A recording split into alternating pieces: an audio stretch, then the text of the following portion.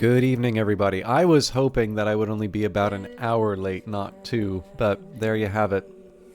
My apologies. It's work. I'm not unhappy that I'm spending this kind of time at work because I think it's worthwhile things, and I can promise you, every time I've been late for stream, it has been because there is something that is 100% worth the time. Now, obviously, if it's not something I can show on stream, which, let's face it, I mean, how many people really want to be showing their job on stream, right? This means that it's not necessarily something that the stream benefits from, but keeping in mind that, of course, my real life is the thing that provides the fuel and also the money to continue streaming. I can tell you that, I can tell you that it's, in my view, it is time well spent, and it is something I'm trying to come up with a better balance for. Izzy Stardust, very good to see you. I feel like it's been a while. At the very least, it's been a while on this side. I know you tolerate me in Kilgore's chat every now and again. But yeah, just to give you an idea in terms of how this stuff sort of paid off, and sorry, I lost my glasses. I've been trying to use my glasses, but they're a little sore whenever I have the headphones on, so it's a bit of a juggling act. But I took Friday off to do the broadcast for Cultist Simulator. I'm sure a number of you got a chance to catch that. But I came back to a very nice message from not just my boss, but my boss's boss on something that was sort of not exactly a memo, but just sort of a throwaway little supplemental thing. It was asked, so they wanted an analysis on this thing, and it wasn't directly attached, it wasn't the main focus of this assignment that I was given, and in the end I couldn't work it into the main thing that I did. But if my supervisor's boss asks for a thing, it would be nice to acknowledge that request, and I felt that there was something for me to do with it. It just maybe wasn't appropriate for the specific thing I was tasked to do. So I sort of followed up, and I just wrote kind of 2 pages on this side thing. Anyways, it turns out that is being bumped up to a full-on publication, which is inconvenient for me in the sense that I actually wrote it in a very informal way. So there's a lot of sort of tidying up that I need to do, but just this really, really nice message directly from again, my boss's boss, talking about how much they appreciate me being on the team and such. So, I don't want to try and imply that I'm doing a bunch of overtime just to get in good with the boss. If I need to spend the extra time, I'll take it, but I will also make sure that I get that back in one form or another. But it's also the first time in a long time that I really feel that I've not just been doing good work, but have been appreciated for the work, and so that's nice. And again, for me, that kind of balance is important. Anyways, sorry, enough about me. Cured, thank you very much for the subscription. I think you had a little trouble with that the last time, but 10 months. Thank you very much for your continued support. And Izzy's, I hope you have been very well. So, I'm going to be playing Old World. It's one that's been not really on a hiatus. I really was trying to go through the Heroes of the Aegean scenarios. We finished Carthage, and I was really stuck with a bunch of just a bunch of trouble. It seems to be related to my processor, and I'll be honest with you, I still haven't figured it out. So I did try to get a new cooling system, and it just wouldn't fit my case. So, and the thing that's bugging me a little bit more is I actually did pay up for a good cooler back when I first got my processor. So I don't know, maybe I'll just try taking it off, redoing the thermal paste and all of that. But anyways, I do want to say I'm very fond of Mohawk as a developer. I really liked Off-World Trading Company. I like the podcast that Soren and Layla Johnson do called Designer Notes. I think that's done through Idle Thumbs, but still, it's, we can say Mohawk affiliated. Dale has stopped by in the channel, and it's been very nice to interact. I believe he's taking on design responsibilities for this game, and it's nice to visit the Hooded Horse. Or it's not the Hooded, the Mohawk Twitch channel when they're streaming. Overall, it's just my experiences with the developer have been nothing but pleasant. But you have something similar. You only have one fan on your heatsink because your RAM is too big. Yeah, I was thinking of getting a second fan, but for the like my old processor, this was never a problem. And I will confess, like when I just take a look at the temperatures, it is too high for what I'm doing, to be perfectly frank. But the thing is, it's also a newer Intel one, and I know Intel's kind of been trying to like crank it up a little bit to make up for what I think are some perceived deficiencies. And I'll be honest with you, like I like to try and keep on top of hardware, but I know I'm never going to be good enough to know top to bottom everything that's going wrong.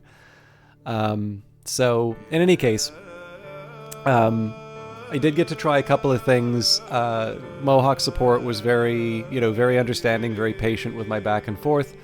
And I've been able to make some progress in the Megas Basileus scenario. So I'm going to give this a shot again.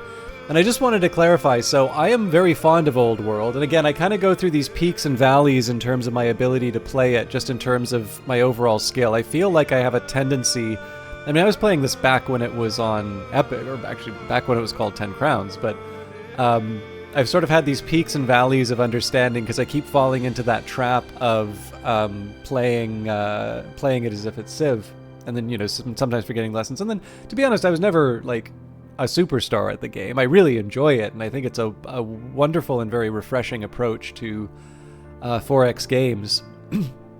but yeah, I always do kind of kick myself for not being better at some of these. It was really getting to be a bit of a drag. I think we went through Rise of Macedon, or Macedon, I think it's Macedon, Queen Olympias, and then we sort of threw in the towel at Megas Basileus just because I was sort of crashing every couple of turns. And again, it does seem to have been something on my end, so I don't want people to be turned off the game for that. That's the one thing that I always get worried about is I don't like showing games in poor light. I do want to accurately represent a game, so I think if a game does have something that I don't care for, I don't feel a need to specifically paper over it. But I think there's a reasonable question to say, why would I be playing this if I don't enjoy it? So in general, what I try to do is try out a game, see if it's my sort of thing, and then, and then stream it. There's actually only one game that I've not streamed for that reason, and it was a game that's done very, very well, so nobody's feeling bad about that.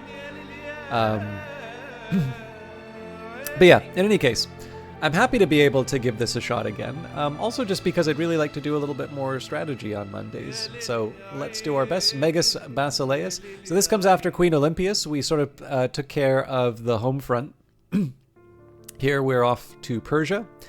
Philip's rule of Macedonia and his plans to invade Persia were cut short when Philip was assassinated by his bodyguard Pausanias. Philip was succeeded by Alexander, who set out to do what his father never did and conquer Persia.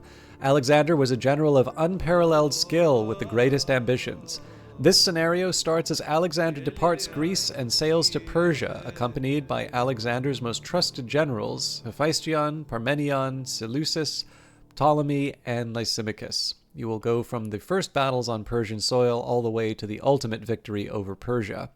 The time period when scenarios 4 and 5 take place overlaps, so the two scenarios can be played in either order. Now, The interesting one here with dividing the empire. So if it's just the conquest of Persia, obviously this isn't the extent of Alexander's conquest. I think that's kind of an interesting choice. I'm also interested to see how they do that, because I know there have been some really interesting ways that Old World sort of covers the history that that the different scenarios are portraying. So yeah, I don't know. I'm looking forward to seeing how they do this, but we need to actually win first. So, Megas Basileus, single player.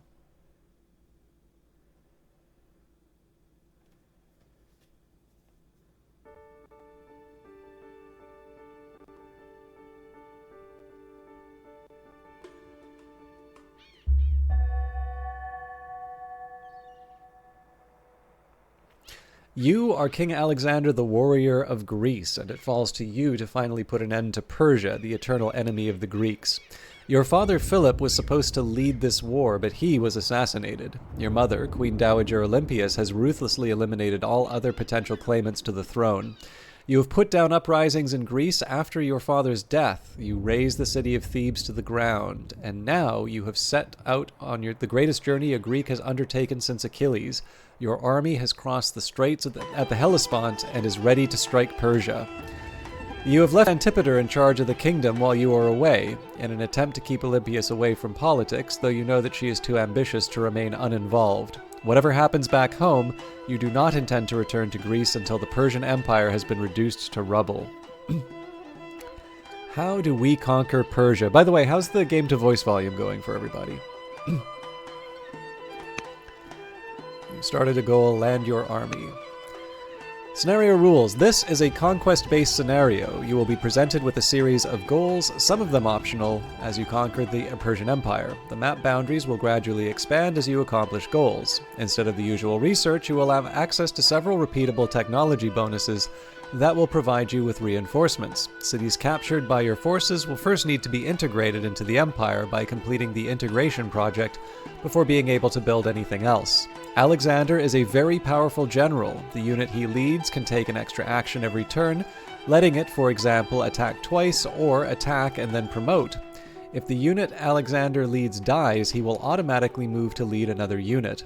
Several more generals will accompany Alexander's initial force. All of them have powerful abilities as well. You will generally be outnumbered by enemy forces, but the powerful abilities of your generals will let you prevail. I will now continue to victory. Alright. So, task number 1, land the army. I don't know if there's any difference in terms of the way that you can land these ships, but...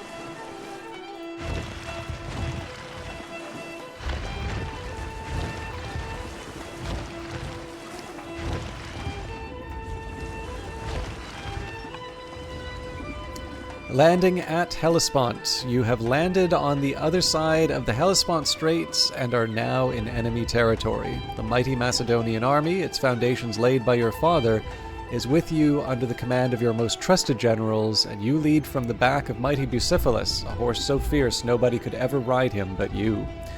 Ahead lies the Persian satrapy of Phrygia. Persian King Darius has chosen not to send a larger force against you. Perhaps he believes you will be less of a threat than your father was, or perhaps he first wishes to see how your army would perform before deciding on a strategy. Either way, the defense up ahead is managed by local Persian satraps, none of whom you expect to possess a fraction of your military skill. There's no way back now. So, starts the goal, take Dasclium. And we finished land your army.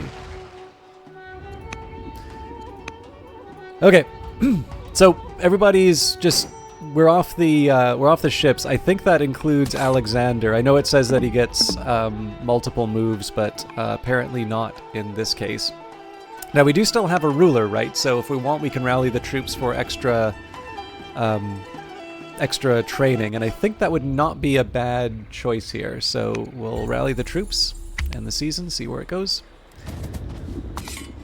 Okay, now what I'm going to need to do, there's a couple of factors that I want to keep in mind in terms of how I approach this scenario. So we did have a little bit of activity back when I first tried this. First of all, you can see sort of the dark black lines. Well, I mean, they're black. Of course they're going to be dark, but you can see sort of the dark outlines in terms of where I can access. So I can't, like, I couldn't surround the city, for instance. But there's a couple of other considerations that I'll want to make as well, which is until I both take the city and convert it, I'm not actually going to be able to... Excuse me. I'm not actually going to be able to heal anybody. So one thing that I might consider would be, okay, can I move this unit, which doesn't have a general? You know, can I put them in a place where they're going to be working on the walls? I don't have anybody else who doesn't have a general, so I might want to take a look at some of the traits. So Hephaestion...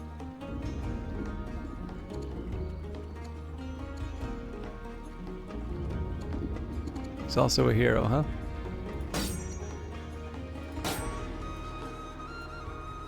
Well, in this case, I actually think I'll... Actually, it occurred to me there might even be another approach to take here. So, bring these guys up.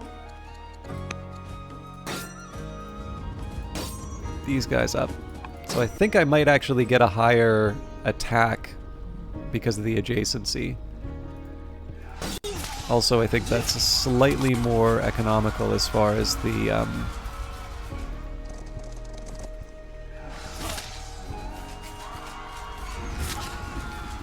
as far as the moves are concerned. So in this case here, I'm already doing the rally. So at this point here, what I want to do is prepare for a move on Halicarnassus. And that's going to mean any of the infantry that I can move along. I might want to try and take the road.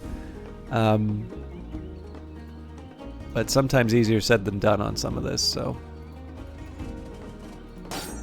first priority is going to be to moving the hoplites, and then I'm happy to move the cavalry at the end. Alright.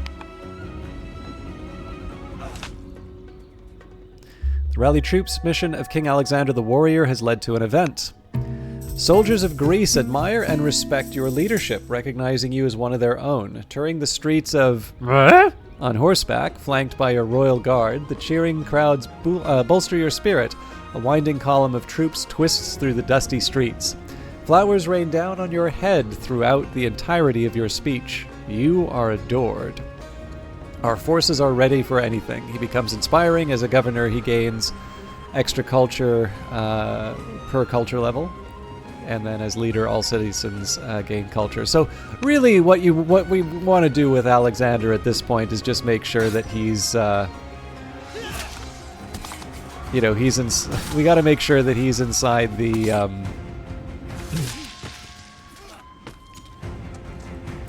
inside the cities, just managing them. Alright, so that didn't quite work as I had intended.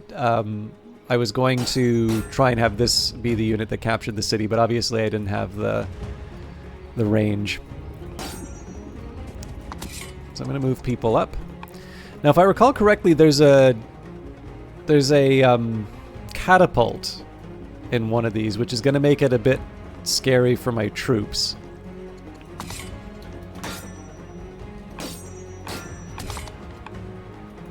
We definitely can afford another rally troops. The first blow. You have struck your first blow against Persia. Going against the advice of Parmenio, who proposed a more cautious attack, you took the initiative and struck at the Persian forces, correctly anticipating their moves and breaking through their lines on horseback. The Persian force, it turns out, included a number of Greek mercenaries led by General Memnon, a Greek in the service of Persia. You had once met Memnon in Pella and discussed military strategy with him. You were just 7 years old then, and now, more than a decade later, Memnon escaped the first battle against you, but you will surely meet again on the battlefield. Your victory was a complete one, with only a few of your soldiers falling in combat, yet the battle could have been your last. One of several Persian officers were killed by your hand. Spithridates, a Persian commander, managed to get behind you and was a moment from striking your head with his axe when Strategus Clytius severed the hand of Spithridates. You owe a debt to Clydius, who has certainly earned a promotion. The next target city is the city of Halicarnassus, a Greek city long loyal to the Persian Empire. Halicarnassus now hosts much of the Persian navy that threatens your supply lines. This is a threat that must be eliminated, the first of many victories to come. Alright, I'm going to save here just so that I can have a little bit more of a... I don't know, what's the best way to put it? A foundation. I don't want to necessarily reset too many times, but I am also kind of aware of my limitations in this game. Alright, so let's pick... So the game here is recommending range support. I am actually slightly inclined to take that. One, there's more of it. Or sorry, it's faster. And number two, it's the one thing we actually don't currently have. So... I wonder if that takes one of Alexander's moves. Oop. I'm gonna... Well, okay. We'll read it now. I was actually just seeing if I could move Alexander a second time. So, with no Greek navy to speak of, the Persian navy is a constant threat to you. The fleet is now based in Halicarnassus, and taking the city would greatly impede Persian ability to use their navy against you. As you approach Halicarnassus, you are met by Ada the Diplomat, a queen who used to rule the region until her brother expelled her from the city. Ada now lives in exile in a fortress outside Halicarnassus. She wishes to surrender her fortress to you and help you lay siege to Halicarnassus, as well as to symbolically adopt you as her son. Ada also tells you what to expect up ahead. General Memnon was holed up in Halicarnassus and has powerful catapults within the city walls. A difficult fight lies ahead. Ada will make a good ally.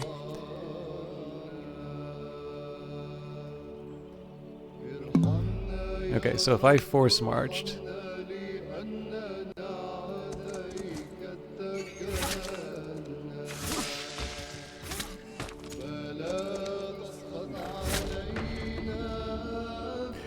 Alright, I feel like I'm taking my life in my hands here, but... let's see if we can make something happen with this.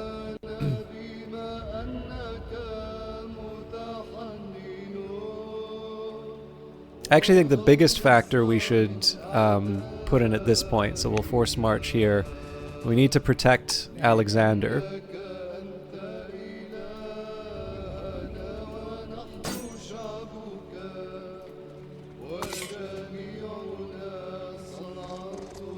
Now, if I want, I can actually pay for some of those.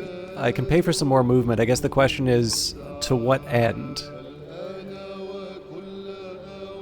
So, I guess this is my first... I mean, the reason I made that move was I wanted to... so I actually think I might have hung this unit out to dry, but... I mostly just wanted to see if I could move him multiple times, but this is actually a nice opportunity to sort of really put the screws to the catapult, so...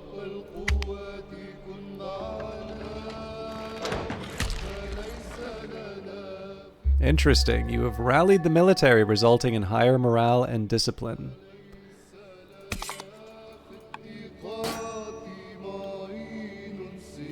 Okay, so that catapult is almost certainly going to be coming in to make us sad.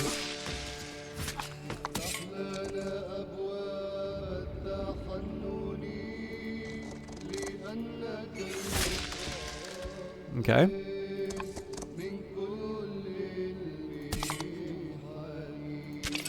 So we just... I'm pretty sure I've just killed this unit.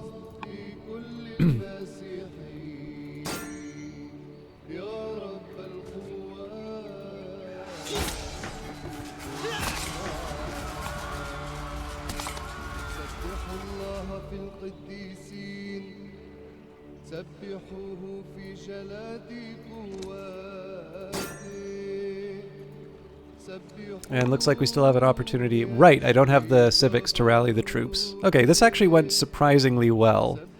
I'd prefer it if I don't lose this unit.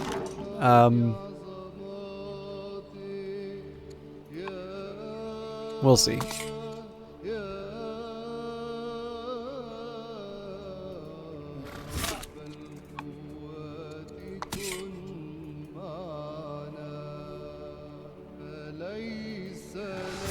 Didn't even think I'd be able to do that.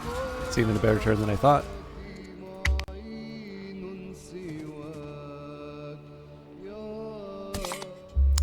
Interesting. So we definitely want to knock down the walls of Halicarnassus. And this is because the cavalry is absolutely devastating against against the siege engines.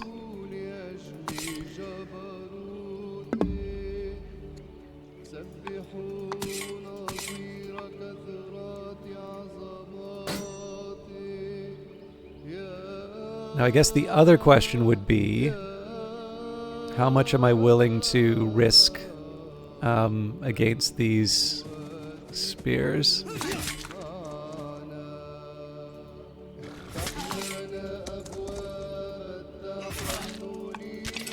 I don't think they have enough to kill this unit, so...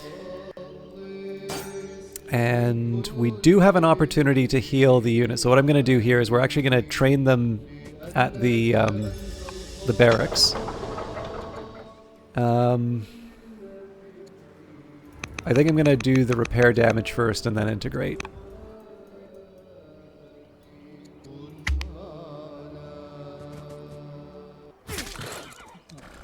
Yeah. So, I mean, that's the right call for them to do there, right? It's not like that unit's going to survive, but it did the maximum damage that it could to that cavalry unit. Okay. The city of Halicarnassus has fallen to your forces after a difficult siege. It wasn't that difficult. The forces of Memnon put up a fierce resistance inside and outside the city, but your men eventually broke through. Seeing that the city's loss is inevitable, Memnon ordered it to be set on fire. You watch on as the city you just conquered turns to cinders. This is still a major victory for you. The Persian fleets will no longer be a threat, and the region of Caria will be under your control. To replace the destroyed Halicarnassus, you will found another city nearby and name it after the greatest general ever. Handing the city over to Governor Ada the Diplomat will ensure a good future for the city and for you, as the local population holds Ada in high regard, and she is deeply grateful to you. Memnon's city-burning strategy could make it difficult for us. You completed a goal, take Halicarnassus. And if you can just bear with me a second here, I just saw something.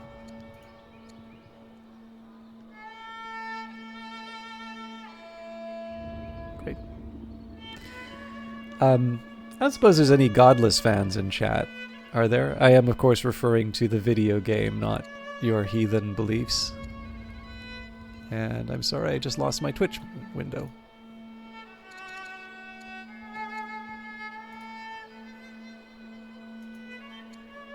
Okay, there we go.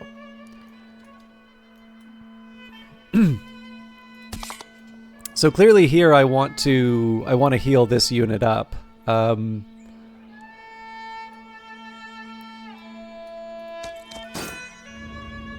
that's 2 that's going to cost me.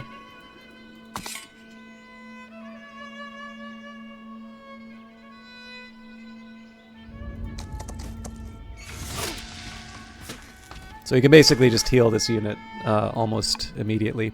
Now, I think it's pretty clear that we want to heal. So we can. Oof. Let's do Brave.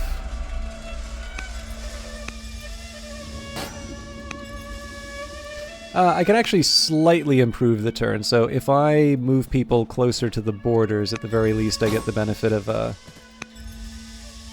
proper heal. And given that we have some surplus, we should be able to rally the troop. Nope, right, because we don't have the civics.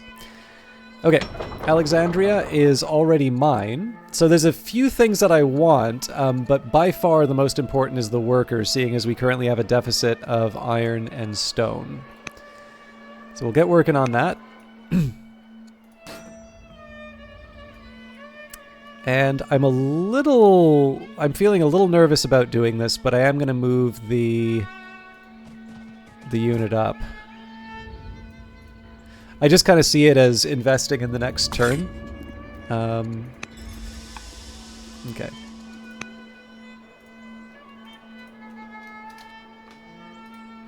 I figure after each milestone, it's not a bad idea to save. Marching on. It is time to march on. The days of Persia underestimating you are past. Instead of leaving local forces and mercenaries to fight against you, King Darius the Unfortunate of Persia, what is he called that? Is now personally leading an army against you. This is a proper fighting force and is now moving to cut your supply lines. You cannot ignore this counter move.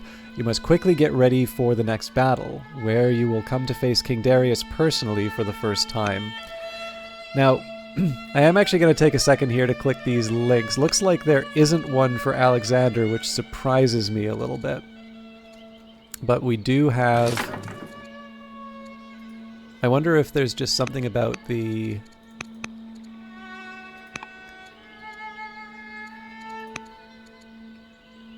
Yeah, so no little globe for Alexander, but one for Darius. Interesting. So, as is my way, we are going to talk a little bit about the entry.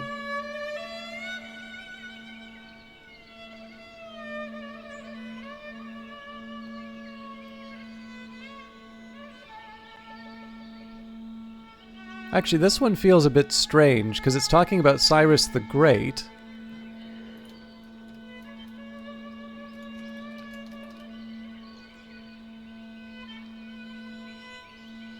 Huh.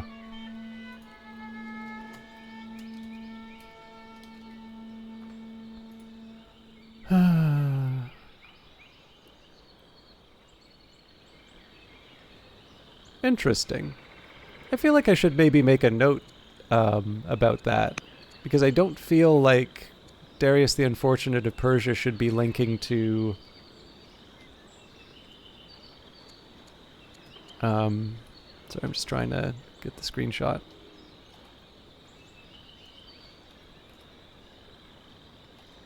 Really, Steam? All right, well, yeah, I'm thinking that's probably a mistake. Okay, anyways, we should have our goals on the screen. Oh, do we not?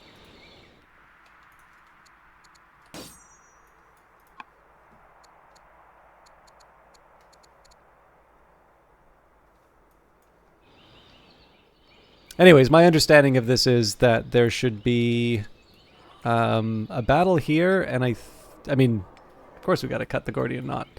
But first things first, let's heal up.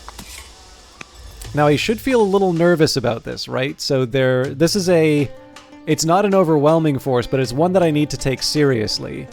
And I'm not exactly in position here.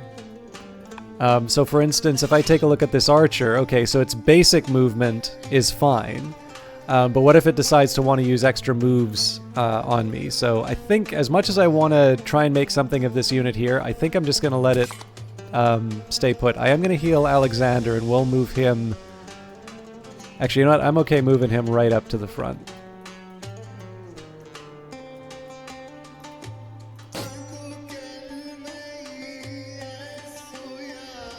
And let's bring our Spear friends into the mix.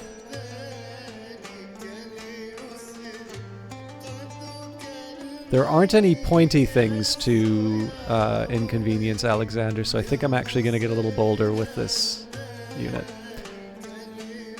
Oh, here we go. Yes, defeat the Persian force at Issus.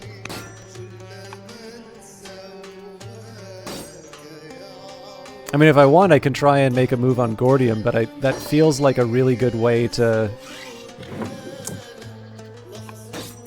sort of leave this unit out to dry. Gordium will be there when when we're good and ready. The city of Midas. Further inland lies the city of Gordium, once ruled by the greedy king Midas, who could turn anything into gold by mere touch. Gordium is of limited strategic importance to your conquests, but would still be a convenient base for strikes deeper into Persia. And who knows what other miracles you may find in the city. Sounds like an interesting little city. Take Gordium. Alright, so we don't know where the Persians are anymore. That's going to be a bit of a problem, but we should also pick...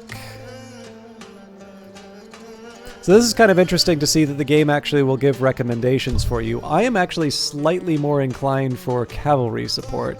Although I'm probably going to wind up losing some infantry, so I will maybe start with the infantry. Lost my nerve. Okay.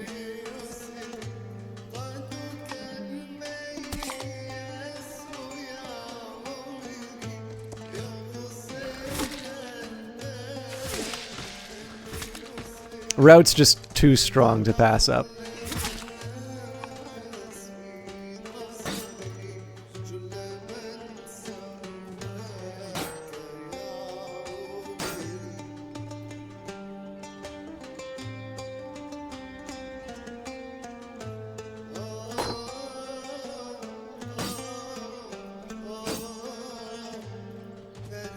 I wasn't originally going to do this, but again, this is a little extra support for Alexander at a time when he's going to need it. Alright, and unfortunately we couldn't bring the archers in. I suppose I could choose to spend some of this training, but I'm going to decline.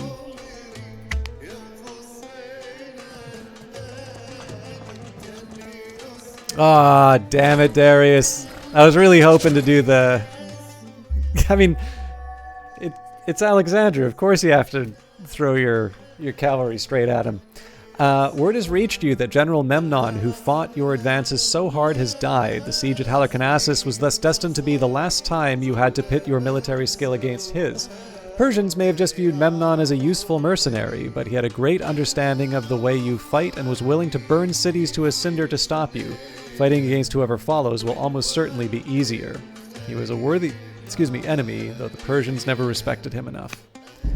Second-class citizens. The original Persian inhabitants of Daskalon have become de facto second-class citizens since our rule began.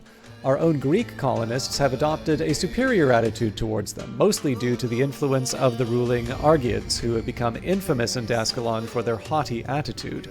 The Persians are seething with resentment at this treatment, and both the Persian nation and our own Argiad family will be watching our next move carefully. So the original Persian citizens will be treated with respect. So in this case, an extra happiness level, plus 40 opinion from Persia, minus 40 from the Argiads over 40 seasons. Sorry, 1 second. Excuse me. We become compassionate, which gives us extra charisma for better defense, and discipline, which will give us extra gold and XP. Alternatively, the Persian cities of Daskalon will have to learn to accept their place. We become cruel, weaker growth as a governor and as a leader. And Governor Ada the diplomat dislikes me because she is affable. So, the original Persian citizens are to be treated with respect. Now, I don't know if this is a conscious decision on the part of the development team, but at least my understanding is that Alexander did seem to rule over I mean, okay, I don't want to imply, like, tolerant maybe is the wrong term, but definitely there does seem to have been a great degree of intermingling, and just generally, it's not the sort of way I think people tend to play, Civilization, right? You wait for someone to look at you the wrong way, and then you just completely take over and convert everything to your ways. So I wonder if this little construction here is specifically to try and push you towards what feels like a more historic, like something a little bit more in line with at least my understanding of the history. But again, this is the drawback, is that even though this is a really well-known bit of history, this is actually one of the ones that I have a weaker grasp on. The original Persian citizens are to be treated with respect. So obviously that's going to create some problems at home for me, but we will do our best.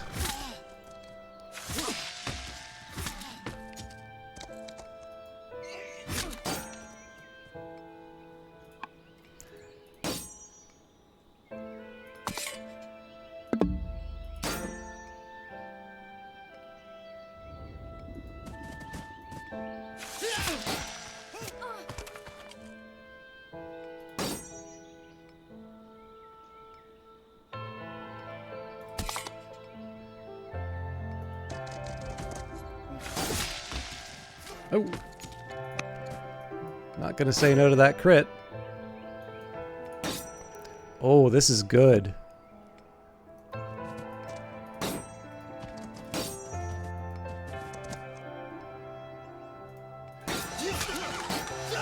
3 units at Gordium to put the screws to him.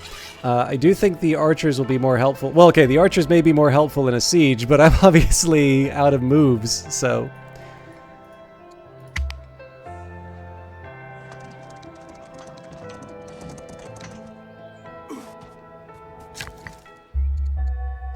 Okay, much needed worker. So, I have a few options here. I am short on stone, so I think we're going to start with that, and we'll build it into these mountains. Although I guess this is a slightly better one for me to build into the mountains.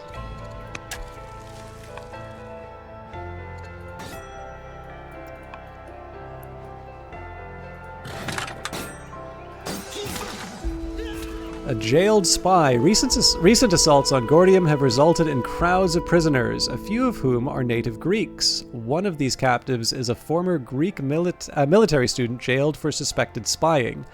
We should put her to work supporting our current military campaign, so we can install her as an officer in Daskyllon or bring her to court to advise. I think I will put an officer in the city. I am short on advisors. Ooh, okay.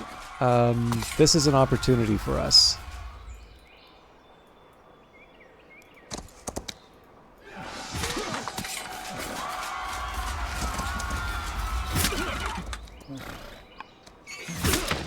Loot and prisoners. Your army has won a decisive victory against Persia. The larger battle showed that your infantry is superior to their infantry. Your cavalry is superior to their cavalry. And most important of all, your tactical skills are far superior to those of Persian commanders. This is the most thorough defeat Persia has ever suffered outside of Greece. Nobody knows for sure whether the Persians had ever lost a battle with their king on the battlefield. After the battle, your army recovers many riches that were left behind by the retreating forces. Some will go towards the war effort, and there is enough to even ship some goods back to Greece. Surprisingly, several members of Darius's family have also been left behind, including the king's mother, wife, and daughter, Satria the judge. You have ordered all the women to be treated with the utmost respect as they now accompany your army. Battles are won with tactics, not with numbers. Of course, Persia does not understand that.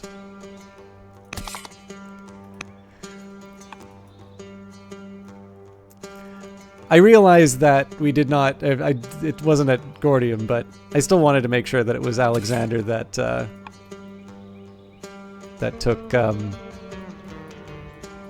took Darius out. All right. So I do need to work a bit on bringing the forces together.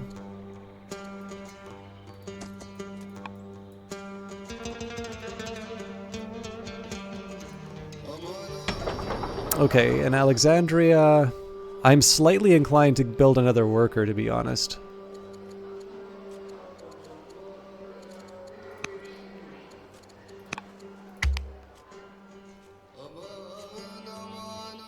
Down the coast, the path to success now lies through Phoenicia and the Egyptian border. Persia's navy is no longer the threat it once was, but it still continues to cause trouble, and there is the possibility of Persia using its navy to launch a counterattack in Greece. Every significant Persian port is now under your control except for one, the Persian city of Tyre. The city is heavily fortified, and you will have to do as Nebuchadnezzar did 250 years ago and lay siege to it. Next, you will also need to cut off Egypt from the rest of Persia. The Achaemenids recently established control over Egypt and with its vast riches, and you are sure that you yourself can be crowned pharaoh, but that will require seizing Gaza, a smaller city than Tyre, but similarly fortified and built on a hilltop as well. The cities are obstacles, and I always overcome obstacles. Okay, ideally I will have a chance to heal up before we go to Xiphon.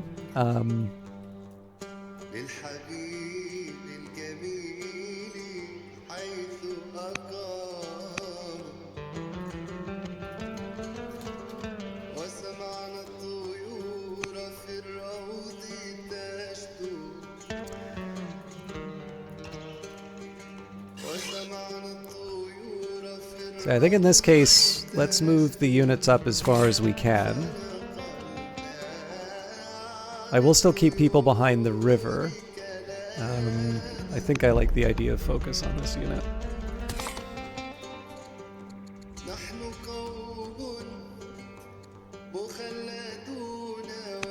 Combat feels like kind of a weak choice, but I'm not really sure what my alternative is.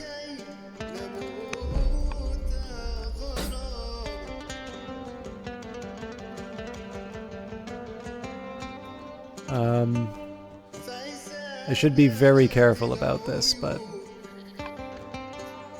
there's also a nice little choke point though, so although of course we can get surrounded.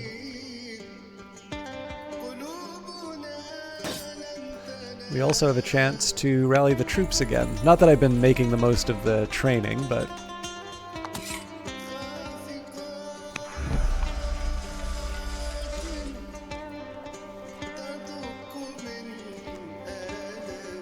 okay, I don't really think there's that much more for me to do here, but let's just cycle through and make sure.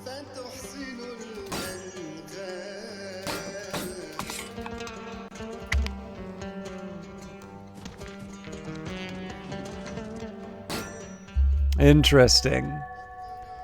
This is too good of an opportunity to pass up.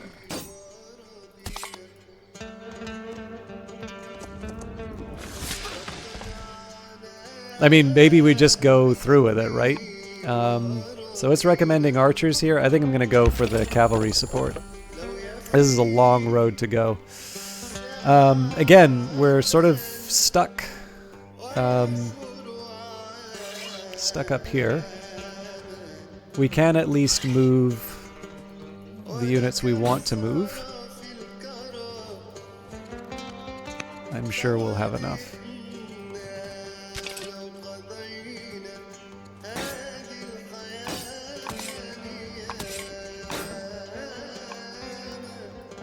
Okay, we'll see whether or not these two suffer for their rashness. Interesting. That is a pretty strong force, but...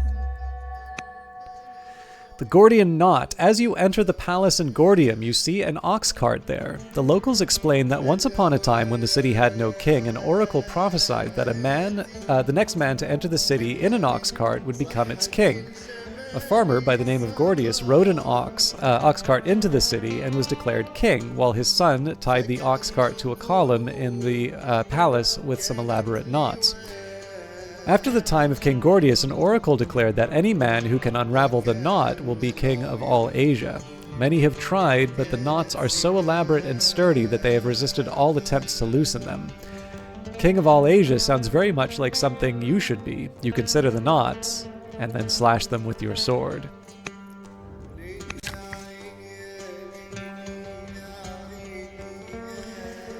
Okay, so I'm going to queue up another... I'm going to queue up the stonecutter for this. I think before I make any more moves with my worker, I need to navigate this turn.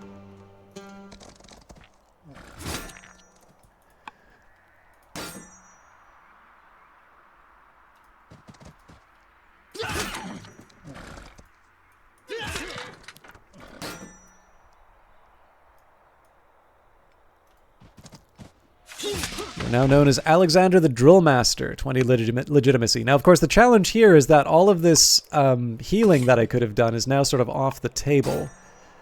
But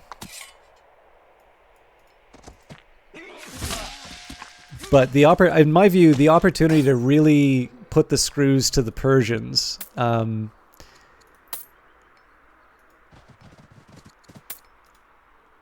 even if we have to move back to Gordium for healing, I feel is worth it. I am, however, going to double heal Alexander.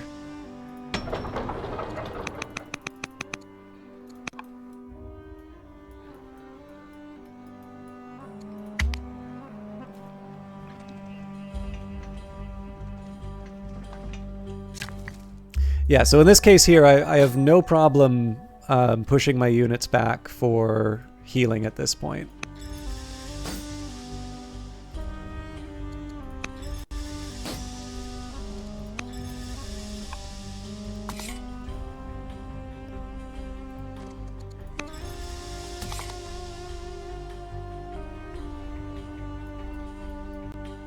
Okay, well, I'm not able to heal this unit, so I guess maybe we get a little bold with this one. Actually, I'm going to slightly adjust the plan on that.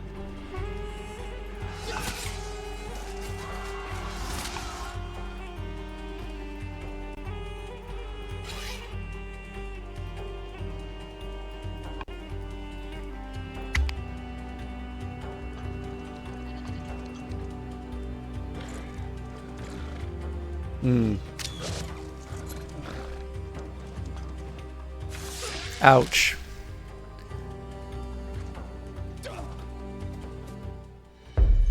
The Furies, upon hearing of the fall of Strategos Parmenio's forces, one of your Hypastus units comes forward, swearing to avenge the loss.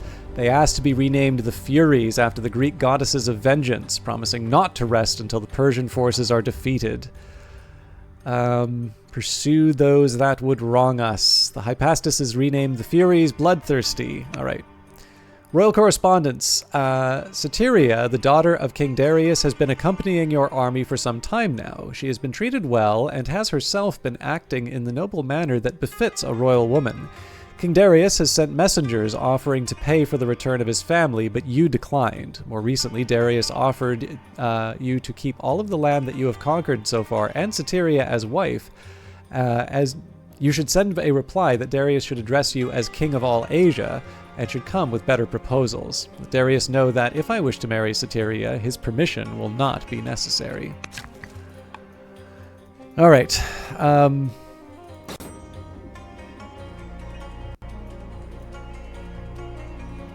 So I ought to be careful with this. Actually, you know what?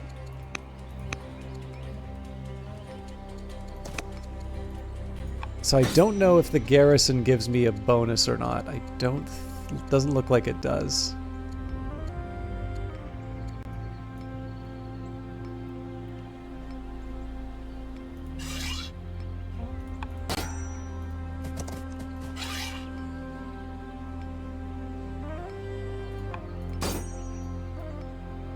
I suppose the advantage is... Well, no, because then that gives them the garrison. Alright. We're going to tough it out.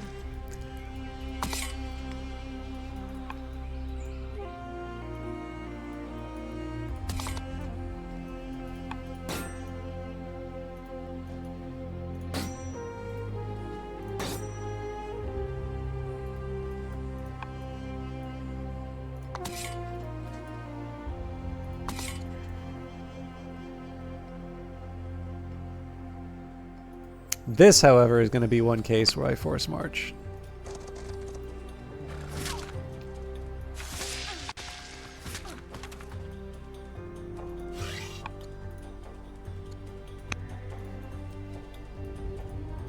Here's hoping I don't lose Alexander.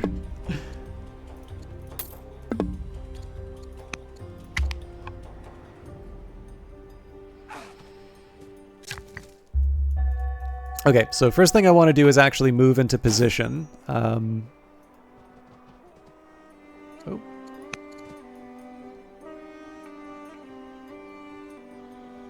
Huh.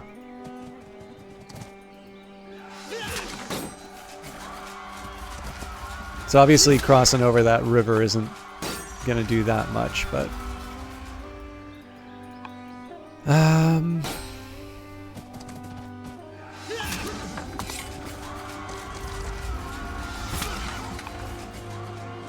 So what I'm trying to do here is as much damage to the city as I can before I bring Alexander in, but yeah.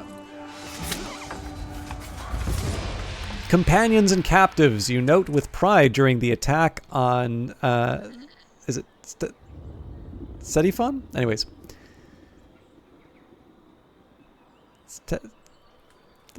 Ctesiphon, maybe.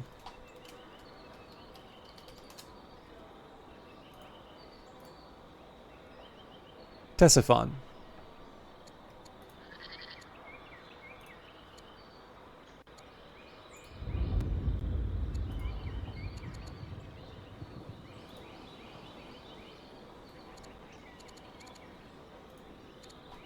Anyways, you note with pride during the attack on Ctesiphon how one of your close companions, Attalus the Bold, excels in the heat of battle. However, within the city, your troops discover a large party of Greek citizens captured during border raids on our lands. Majority are from the Argead family. Time is of the essence, so we can only handle one of these matters. These people are beneath contempt. Instead, I shall reward my valiant companion. We must prepare a celebration for our people. Military matters can wait. Or nonsense. I'm sure we can manage both. Requires that King Alexander is 7 virtues. So is that just if I have one of these? Yeah, okay, that's fine. Festival for the Freed. A festival is held in celebration of the freed people of Ctesiphon as they embark on their new life under Greece.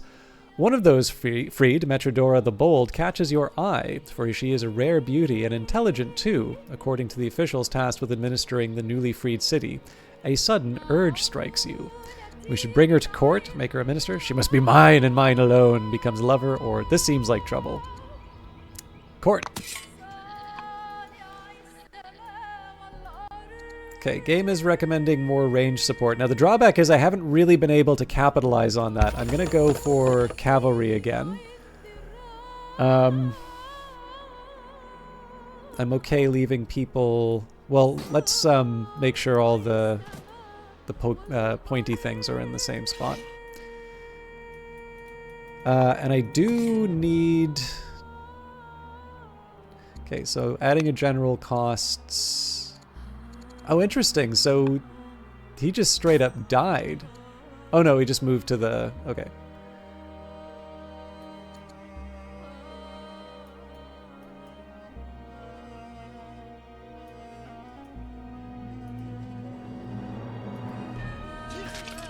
At this point, they're now getting in the way, so I kind of have to take them out.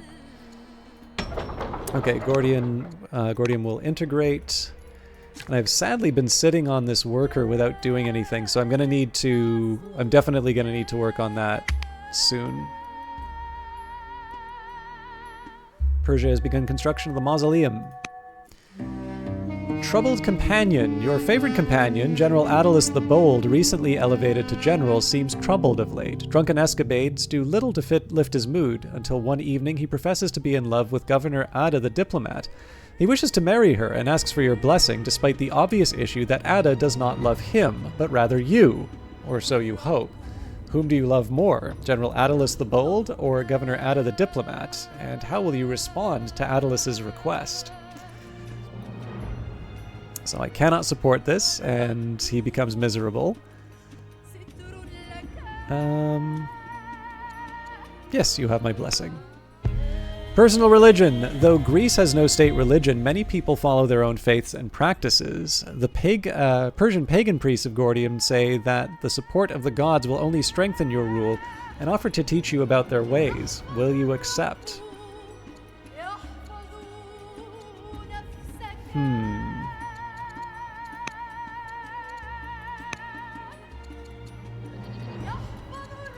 What's my current religion?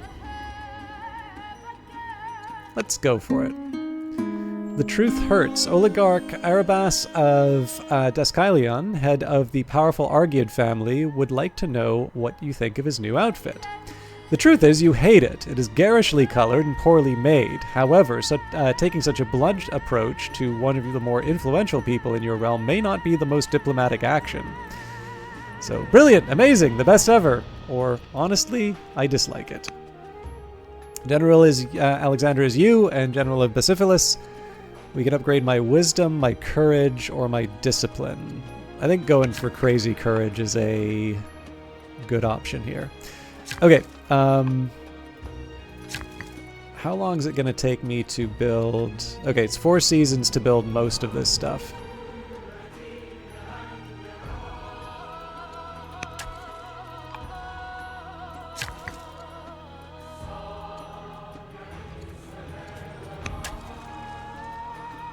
This is going to be a little bit more about building.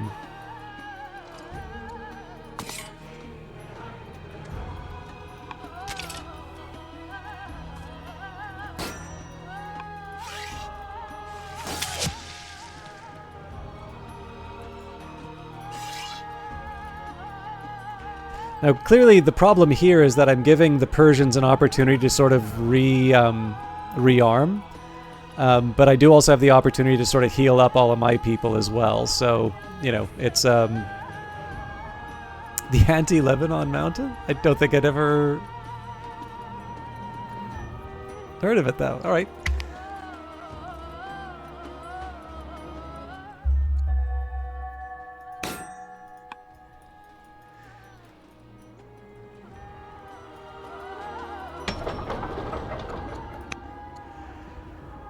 I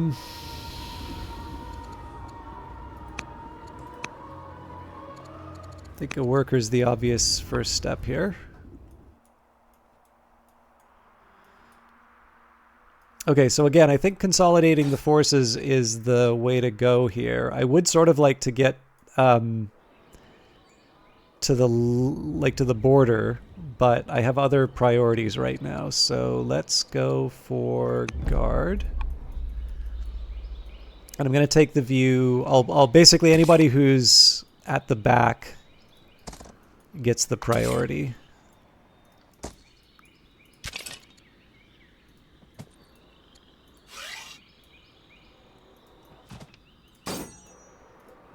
This is potentially putting these guys in a bit of a sticky spot, but okay, and then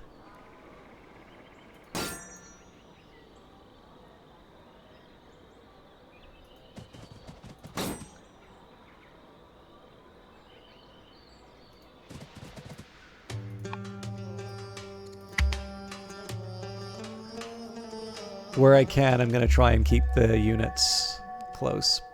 The Argid family is converted to Persian paganism. Their opinion of you has gone from pleased to friendly.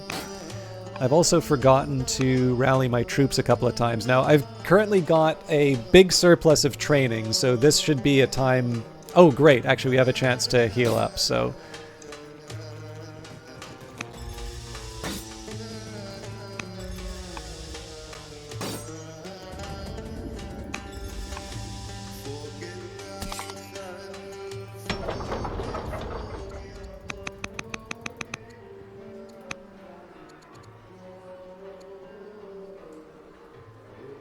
I am actually slightly tempted to put him in the...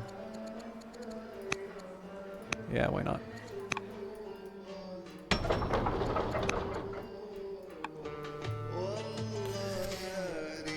Okay.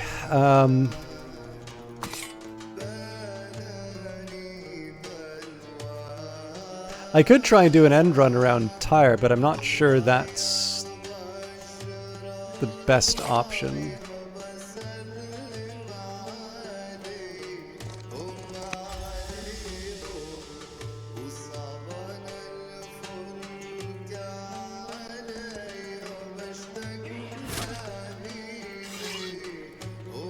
This was almost certainly too early on my part, but...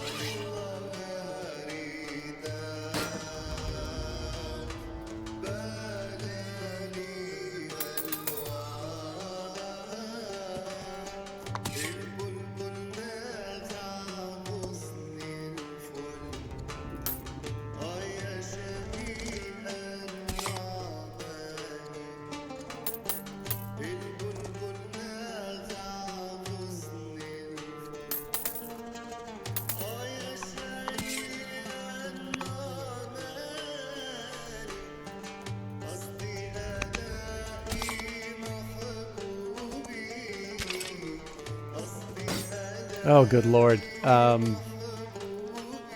think I'm going to have to leave it there. I already took out over half of my training doing that.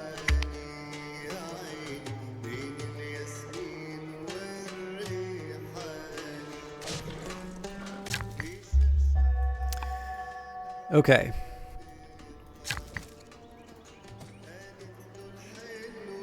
Do I have lumber mills yet? Technically, yes.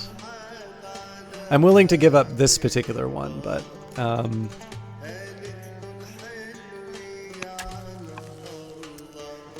Alright, we've got more cavalry. I'll go for the archers, but again, I think that's probably not my biggest deal right now. Engineering a solution. Tyre is an imposing fortress that would be much easier to seize peacefully. You asked to enter the city peacefully and offer gifts to its gods, but the Tyrians refused. Your second set of envoys was a mistake, as the Tyrians believed you are sending them out of weakness and killed the envoys. As you attack the city now, you see that the warnings of your engineers were right. The fortifications of Tyre are immensely powerful. With the city having determined defenders and being resupplied by water, it could take you months, years even, to break through. You cannot afford the time. What you need is a navy. Luckily, the people of Cyprus have decided to support your war effort and sent ships.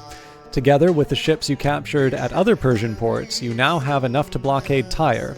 Even a blockade would not make the city fall quickly, and so you order the ships to be fitted with battering rams. If you attack the walls from the sea, Tyre will fall. Without gifted engineers, this would have been impossible.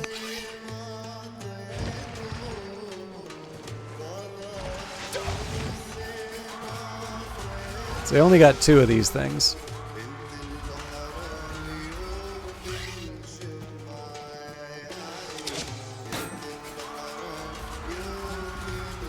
This is as much giving them something to think about on this other side as anything else.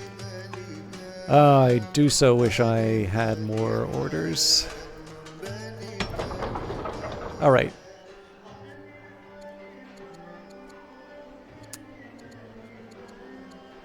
I don't think it would be a terrible idea for me to get a treasury and a forum at this point.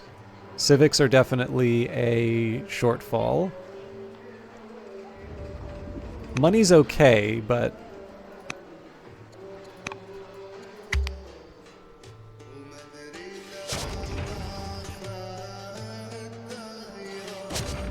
scary. But then that's why we had the cavalry there, so... war matters go first.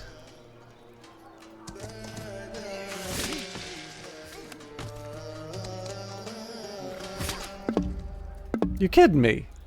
What's the route for then?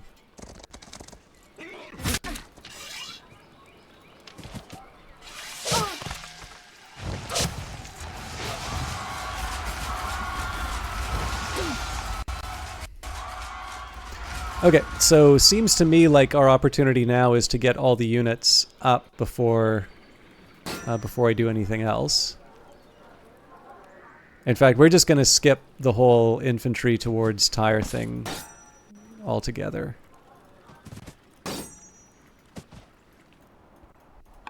Yeah, so war matters first, everything else second. At least until Tyre falls. Heavenly Mechanism.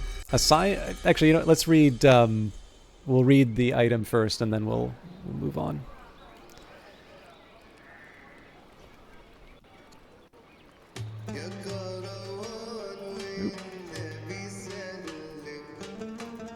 There we go.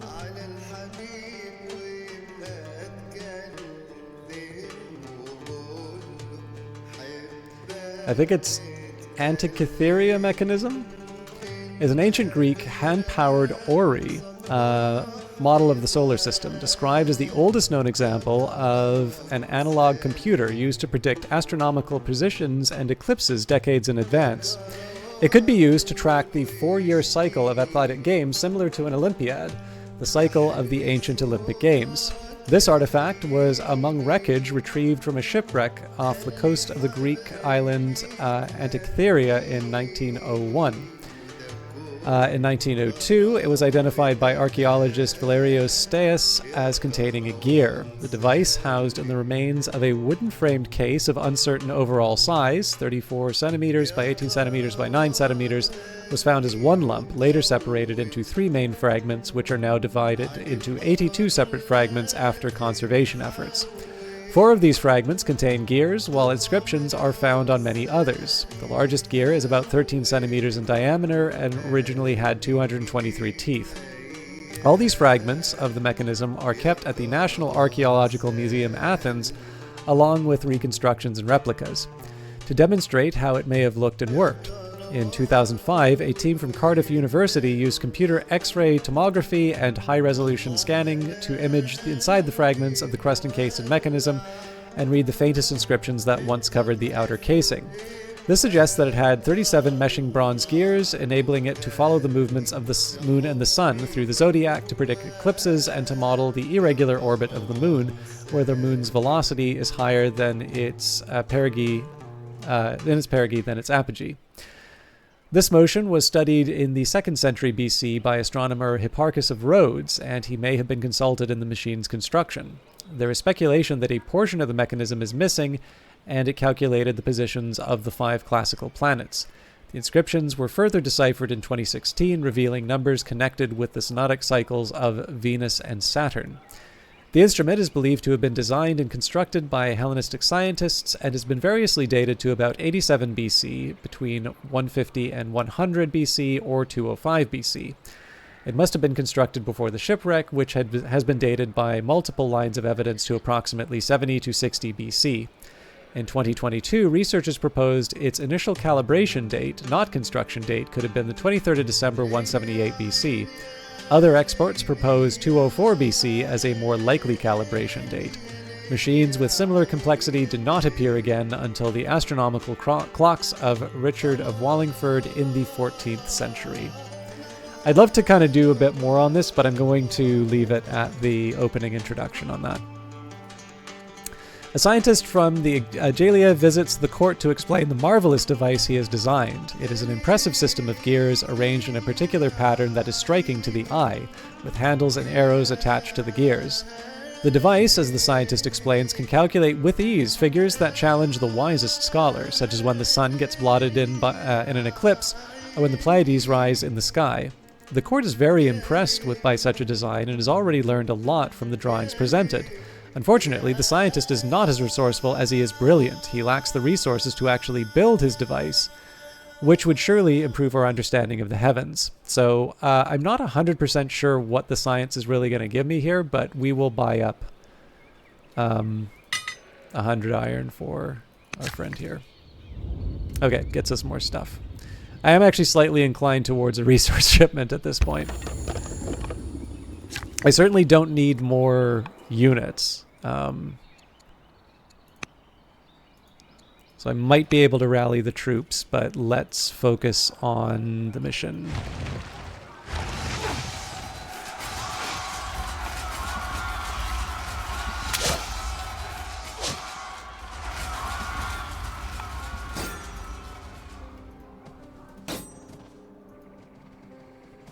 Gaza seems undefended. Defiance of Battis. Your demands for Gaza to surrender were rejected by Battis, the city's military commander. Battis, a very large and intimidating man, understands that your plans extend far beyond his city. He's prepared Gaza to withstand a siege and seems intent on holding off your army until Darius can send reinforcements from the east. If Battis will not surrender his city peacefully, you will have to put your expertise in besieging cities to good use once again. When I take Gaza, Battis will not be treated kindly.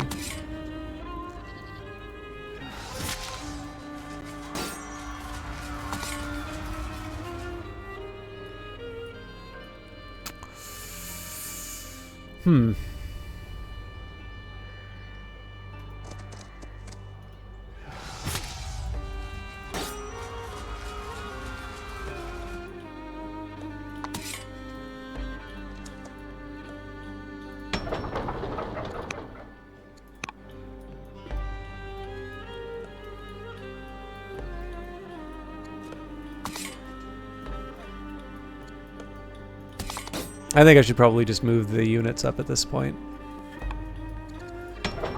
Alright, what do we want you to do? You've already got a worker, so...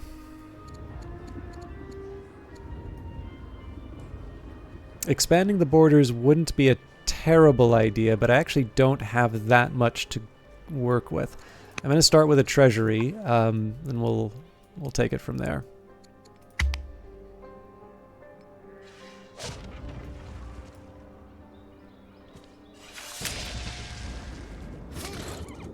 So I'm running out of siege equipment.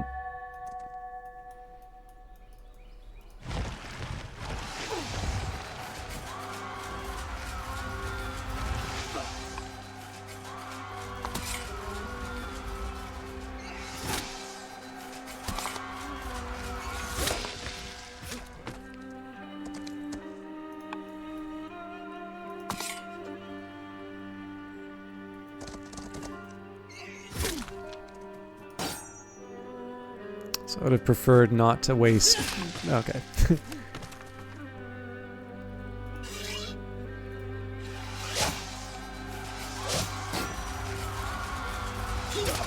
I actually don't think it would be a bad idea to keep the pressure on at this point, just given the fact that they are able to damage my siege units. But I also think the time has come for me to start moving some units up.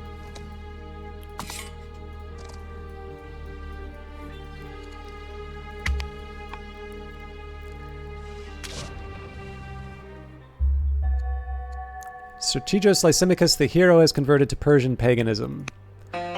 As iron shapes iron, over numerous encounters you have found yourself drawn to General Attalus the Bold. Your shared interest in the pleasure of seeing those around you gripped by fear proves to be solid ground for an alarming friendship. How will you build this relationship? King Alexander is terrifying. I will become even stronger than before, or I will place Attalus in my confidence and bind him to me. Become stronger than before. Alright. I guess I went for resources last time. Let's finish the siege first of all.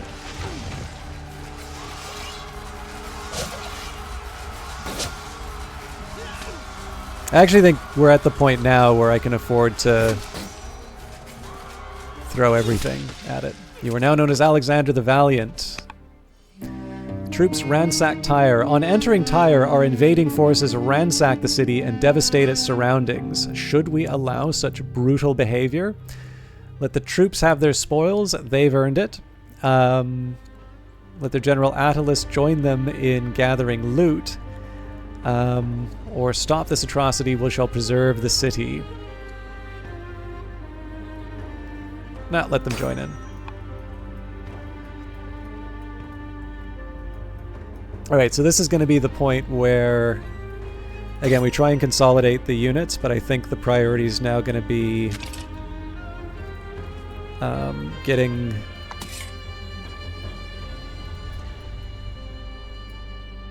Yeah, I gotta get my forces reunited.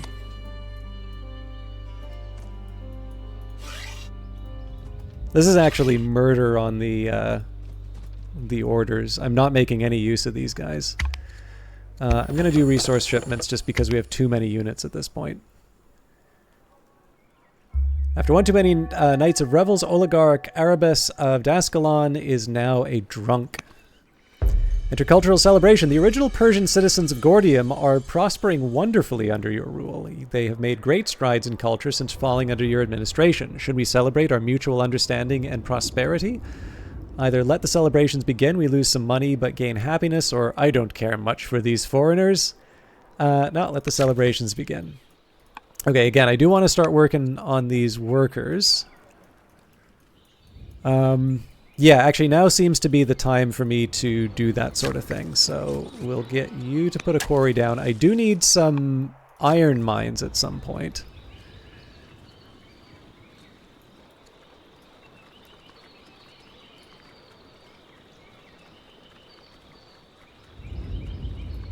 This is interesting. So there isn't actually a... This act doesn't exist within our borders yet. Okay, well this seems like an obvious... Well, there's a couple of obvious places for iron mines, actually.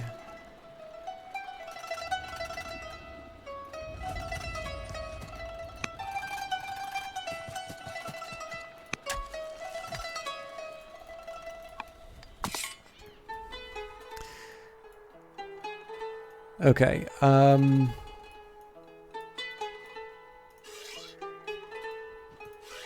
we'll do the furthest back rule again.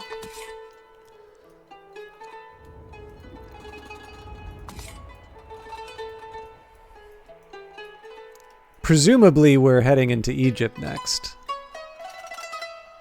Well, maybe I shouldn't be so quick to say that, actually.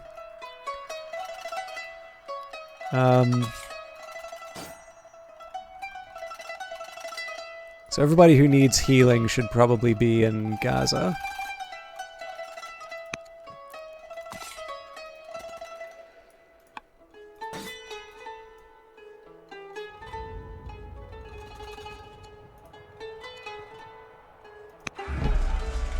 Okay, I'm actually gonna change a couple steps here. So I will still promote, but I am gonna rally troops. Which is also gonna mean I can convert some of this into training. Or sorry, convert some of this into orders.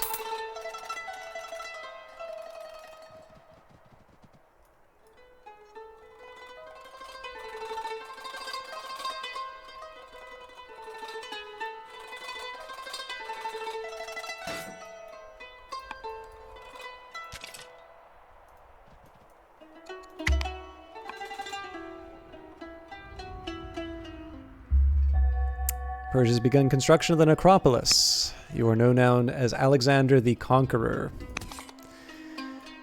So presumably I can already just go tearing into that that region.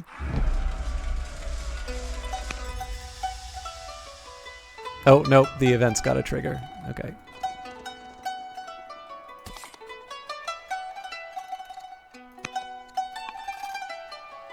I'm going to try and be a little more thoughtful about this. So we will start with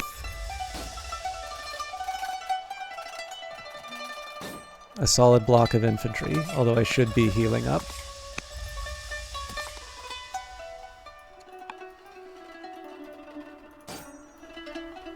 Okay, we can't make it all the way. Oh, yes we can.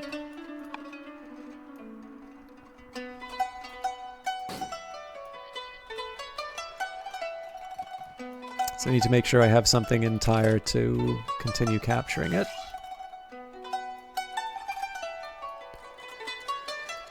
So I think it's pretty clear there's going to be some more fun happening on the edge here. I do want to make sure that I have some units available to handle whatever hits me there.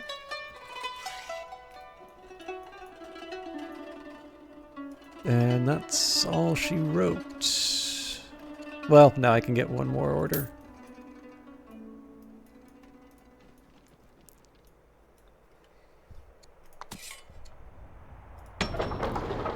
Okay, Gordium definitely could use a worker.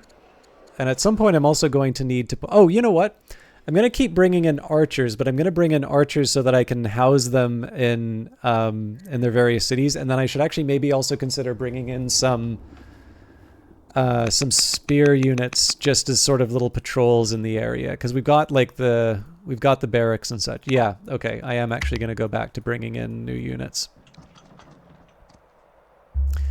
Rally troops, the rally troops mission of King Alexander the Conqueror has led to an event, and Strategos Ptolemy the Younger has converted to Persian paganism.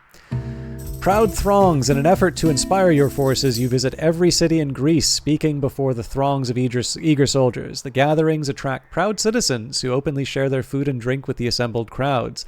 The tour proves a rousing success with one with unintended benefits. Both Gaza and Alexandria still ring with celebrations days after your departure.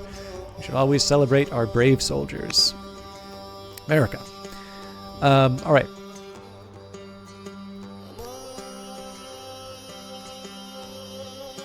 So workers are working.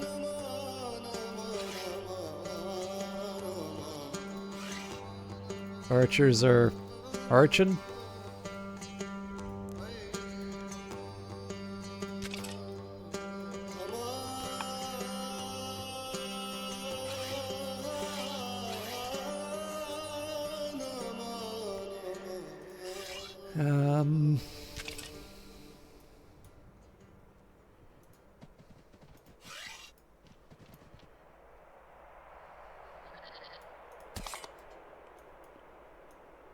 Honestly, I think this force is enough for now.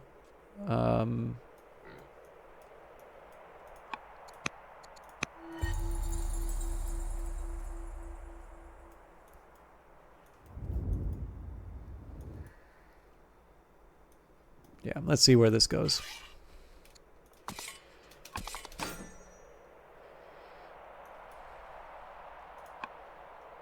Where did I put that spear unit, though? Oh, right, we sent them back.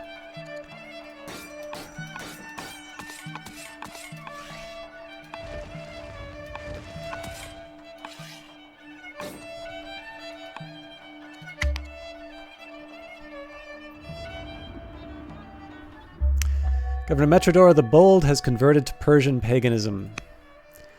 From Basileus to Pharaoh, Tyre and Gaza are now yours. You control most of the Mediterranean coast now and have already outdone most generals in history. Nebuchadnezzar needed 13 years to take Tyre, and you did it in far less. This is not enough. You are Alexander, son of Zeus, descendant of Achilles, unmatched as a warrior in Greece when you were just 15. Escharodon's Assyria, when it controlled Egypt, was larger than your empire. So was once Egypt itself in the long-gone days of Menkaperre Thutmose. You must have more. You must now move further east and take Persian lands that were once controlled by Nebuchadnezzar, Ashurbanipal, and Thutmose. The remainder of Persian Egypt is not a major threat, yet you also find it hard to resist the urge to be formally recognized as the pharaoh. The site of Siwa lies in the desert to the west of Egyptian cities, and at that remote site the Egyptians worship their god Amun and your father Zeus. There is an oracle at Siwa who would, if you can make the difficult journey, declare your divinity to all of Egypt. I know I am the greatest, and I will show that to the whole world. Alright, we are going to do the optional goal.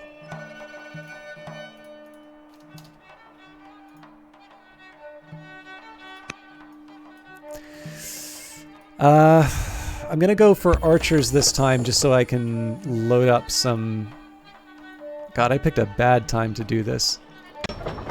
So I'm going to put a woodcutter down there. Ascalon, I'm going to put an iron miner there.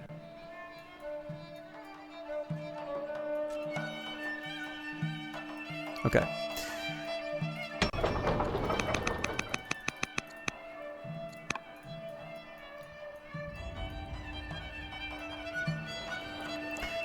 So I do sort of wonder here if I do this with Alexander. Yeah. I'm thinking maybe a cavalry-focused strategy here might be the way to do this.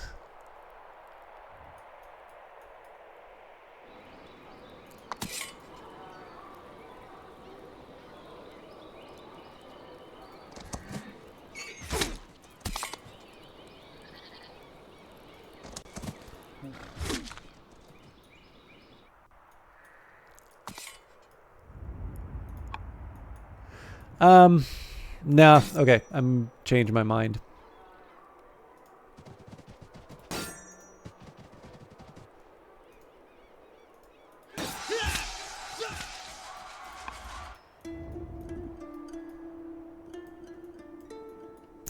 It says it's optional, but I don't see much option.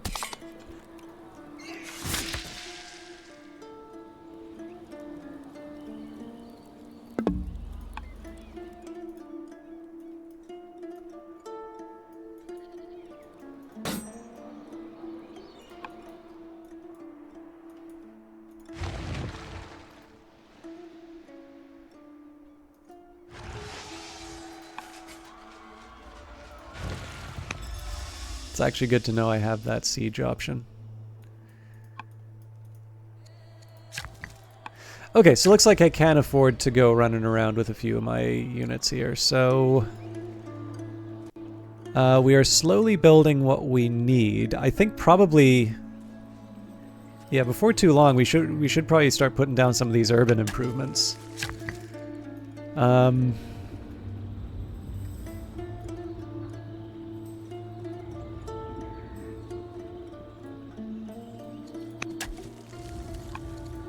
I'll keep with the recommendations for a bit, just so I can have it, but I am feeling a little uncertain about where to go next, because I think the game was pretty clear. It's going to expect me to go east. Anyways, let's see how it goes. That was unexpected. You've rallied the military, resulting in higher morale and discipline. Strategos Seleucus, the shield bearer, has converted to Persian paganism, and the oracle has been completed by Persia. War ambassador. A gruff chieftain arrives from the Thracian. Didn't we get rid of you like 2 scenarios ago? A gruff chieftain arrives from the Thracians. She demands that we offer tribute or suffer brutal extended conflict with her people. You are advised to submit without further delay, for if I bring my army into your land, I will destroy your farms, slay your people, and raze your city. Oh, this is the laconic phrase again.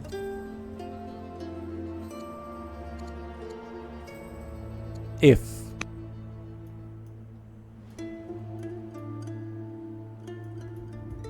Okay, yes, so this has opened up for us.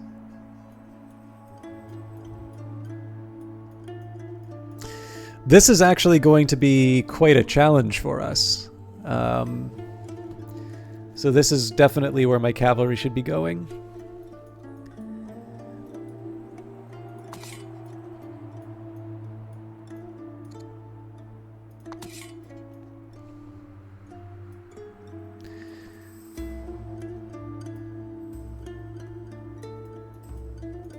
But I also want to make sure I'm actually making progress on my objectives.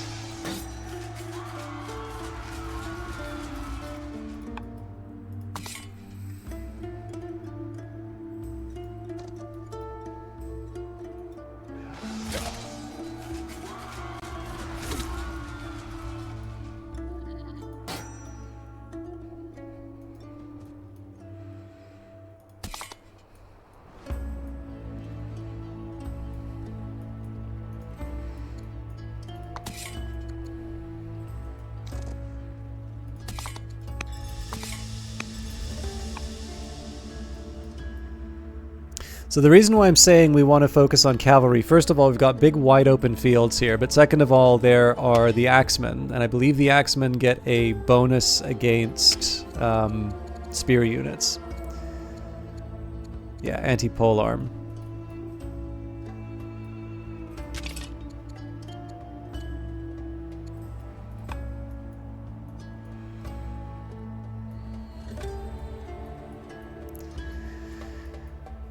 So, does give me a bit of a question in terms of what I do with these guys. Okay.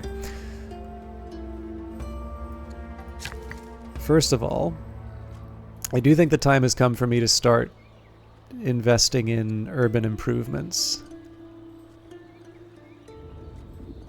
I don't hate the idea of barracks here.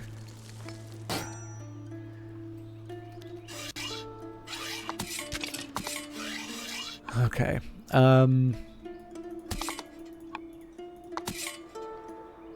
So theoretically, I can actually put a bit of hurt on the axemen already. I am curious what they do in return. They do almost nothing.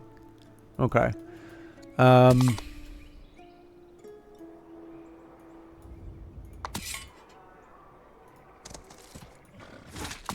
That's very welcome. Joking.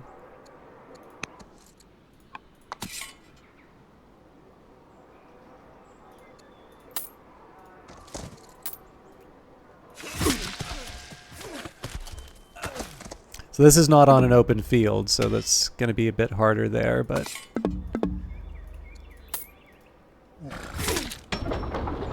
okay, integration's done.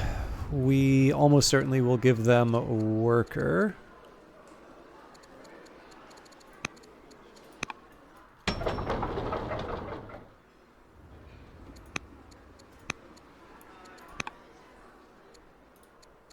Towards the capitals, Persia is falling one battle and one city at a time. King Darius is getting increasingly desperate in his attempts to keep the empire.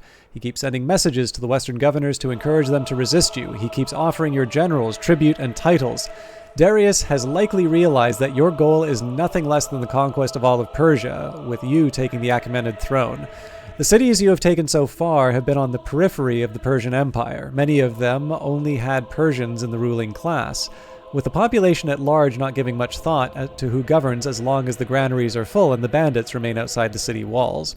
Your next targets are regional Persian capitals. Susa has been under Persian control for 2 centuries, as has been Babylon, despite several revolts. These 2 ancient cities shall be your next conquests. King Darius may try to lead another force against you, and if he does, you know you will deal him a crushing defeat. Let him try and make another stand. Okay, so I probably bit off more than I can chew with this.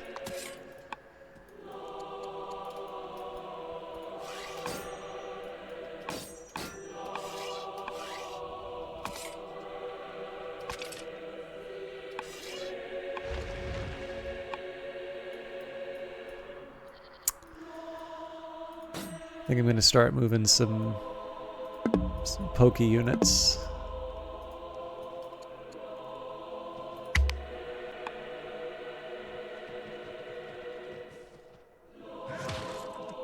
I have some reason for doing that.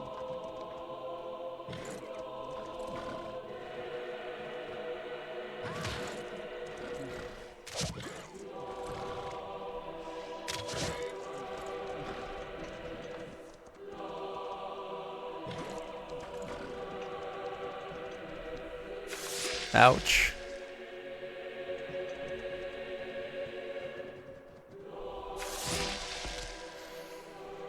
Yeah, that was a costly axeman to get. King Alexander the Conqueror of Bucephalus has been wounded.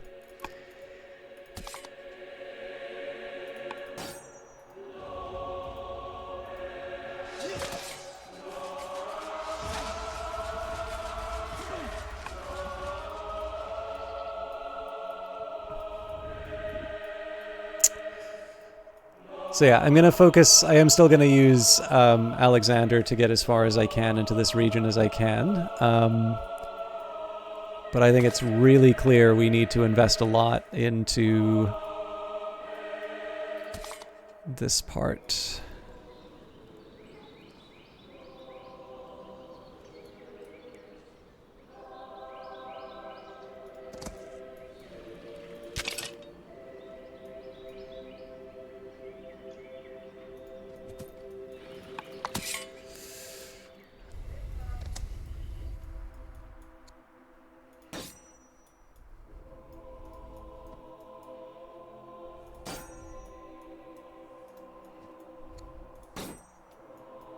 And yeah, all of a sudden I'm feeling quite short on units.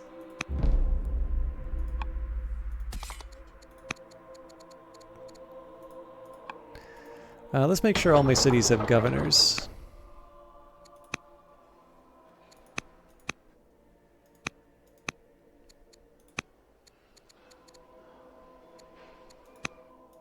Never mind.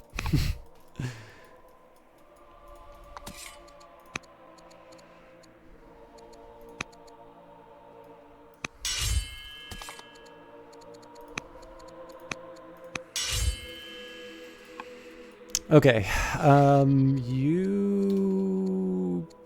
get to sentry.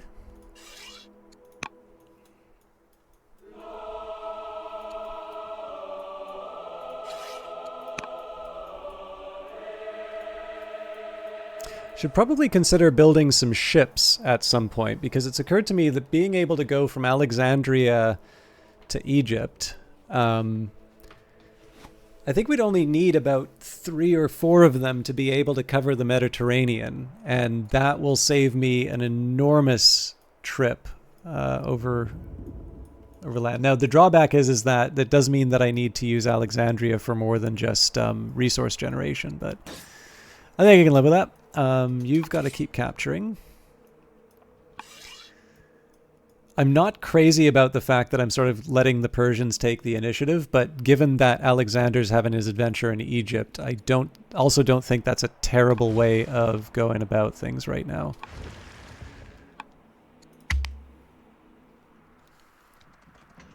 Okay, they're making their move.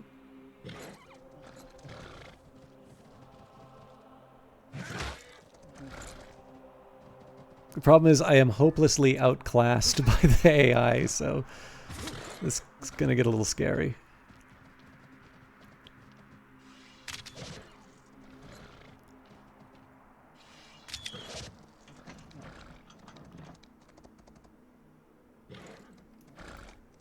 Alright, we survived.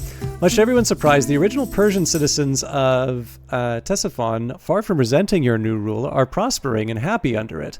They have made great strides in culture since falling under your administration. These developments reflect well on the wisdom of your administration, and the thankful people of Ctesiphon have offered you a gift in good faith. Even the Persians are happy to see their people treated so well. I welcome the friendship of our happy subjects. Okay. So war matters definitely are the first priority. Now, I don't want to lose units, so we're going to take a couple of these guys back to heal. But we should be in a good position to punish some of the actions that they just took.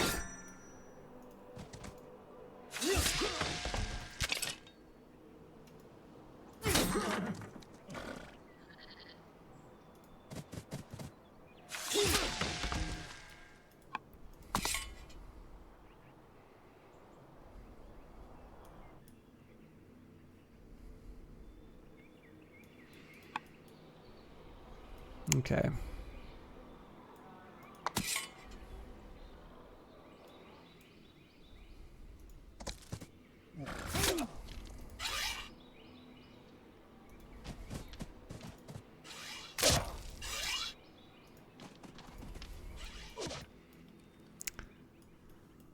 So I'm a little worried about the spear unit, which, yeah, actually that doesn't work.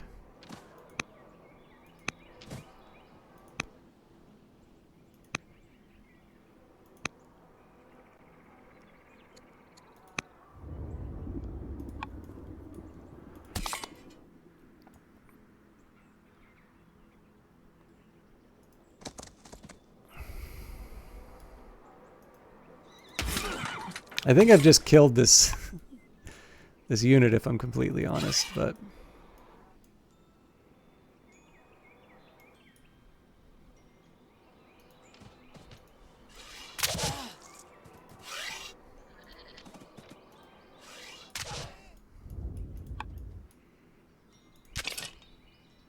yeah, see, the thing is, apparently it can still move out, so what I'm trying to do is move the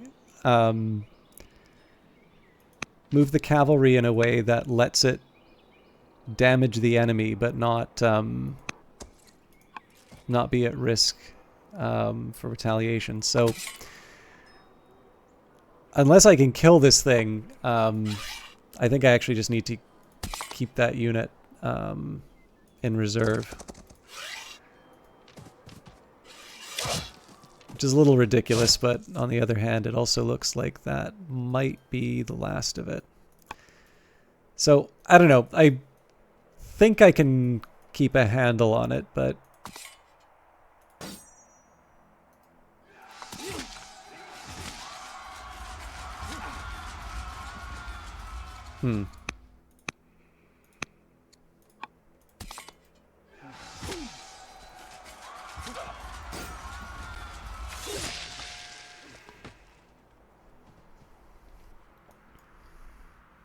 I'm thinking Alexander's going to need to heal for a bit.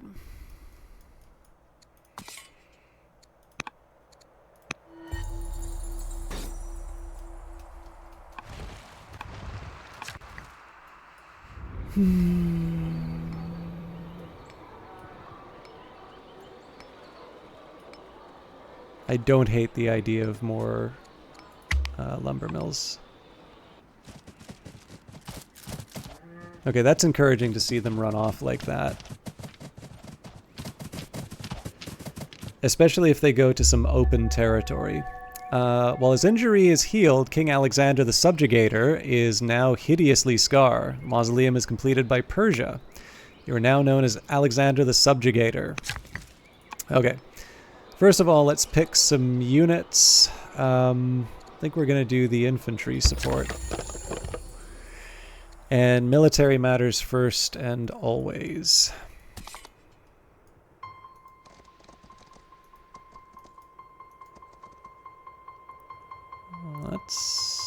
Now we should be able to handle them.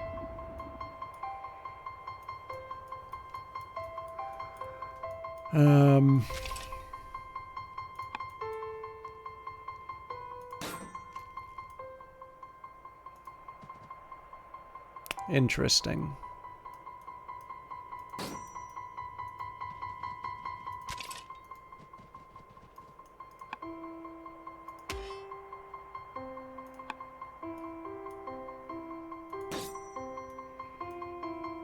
That is quite a dispersed little group, and it makes me wonder what the catch is.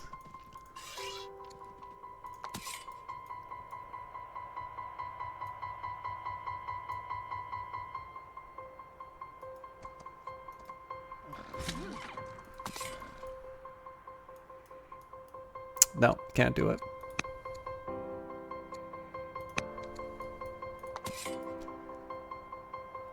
I feel okay moving this one up, and I'm going to move these guys in to heal. But again, I think if I push myself out too far,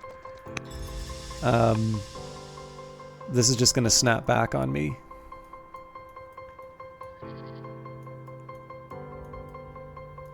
I mean, I may already be in that position, but this feels like a somewhat defensible position to be in.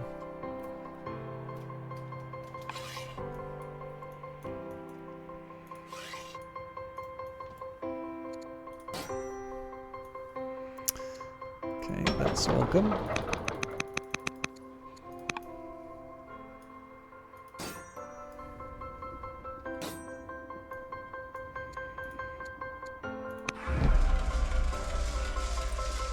We're definitely not throwing them up against those guys.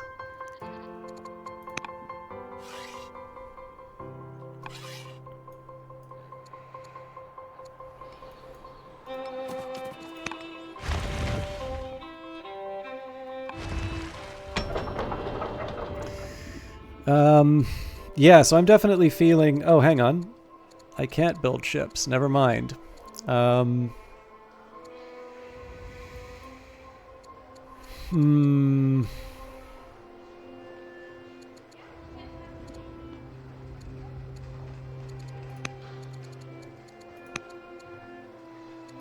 Gordium has a worker now. Definitely need more orders.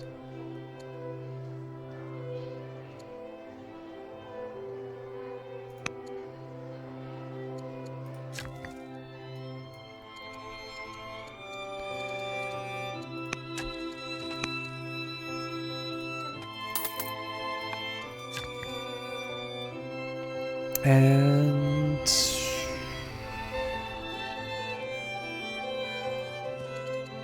I like the look of that quarry. Although again, the ideal would definitely be iron. Okay, looks like that's a pretty full retreat. Rally troops mission of King Alexander has led to an event. Persia has begun the construction of the museum.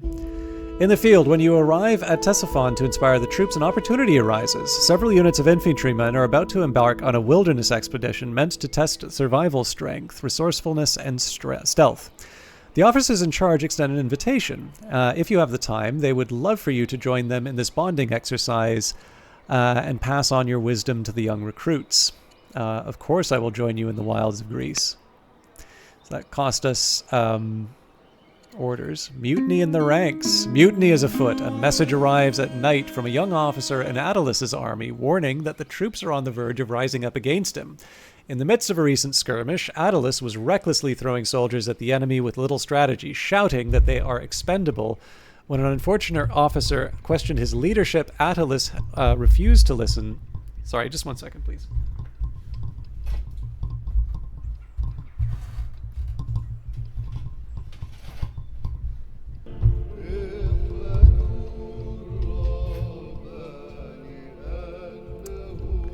Sorry about that. Attalus refused to listen to the danger from... shouting that they are expendable when an unfortunate officer questioned his leadership. Attalus has refused to listen to the danger from his own army and drives the soldiers harder and harder. Time is short. Will you warn Attalus of the danger that he is in despite upsetting the troops? He's not fit to lead. I don't need training that badly, so warn him to get things into shape. Okay, we're gonna build a mine. I really shouldn't be doing this infrastructure here right now, but...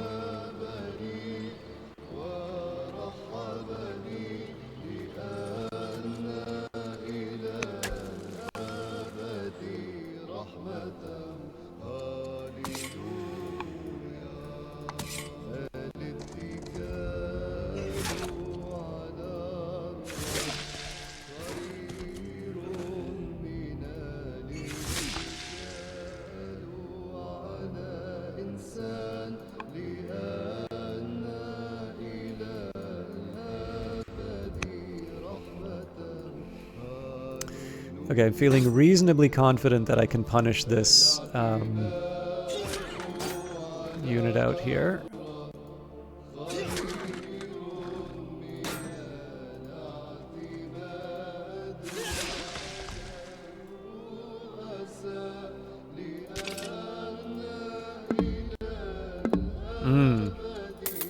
Picked a bad time to blow a bunch of orders.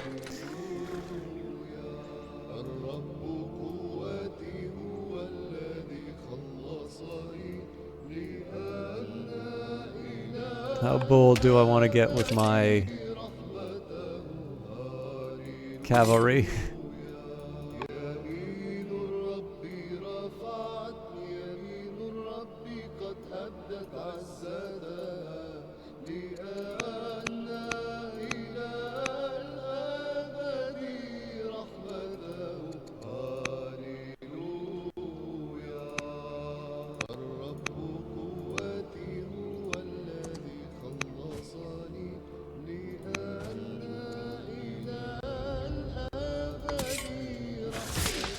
Sorry, I just wasn't sure how I spent my orders. Okay, so I definitely want to punish this unit.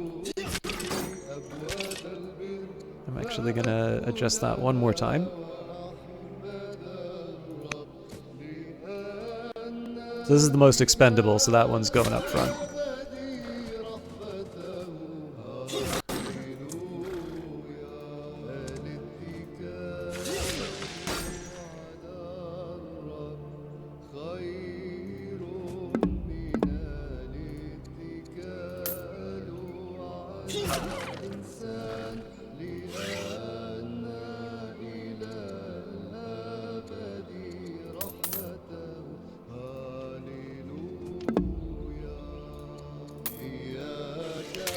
Alright, we'll see how that goes. We got the miner. Actually, don't think walls would be a bad idea here. They'll help with the happiness.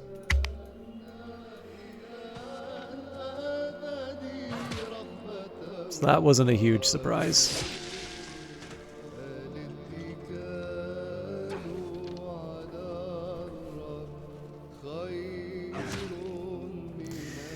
So the plan here is that I should be able to bring the cavalry in to avenge some of this.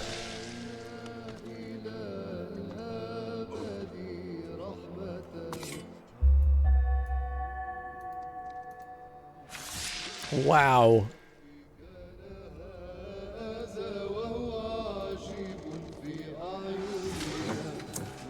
I better be careful.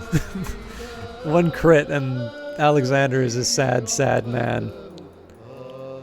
Okay, I'm gonna just go ahead and say I want to see if I can get away with this. But if Bucephalus dies, I'm just gonna reset.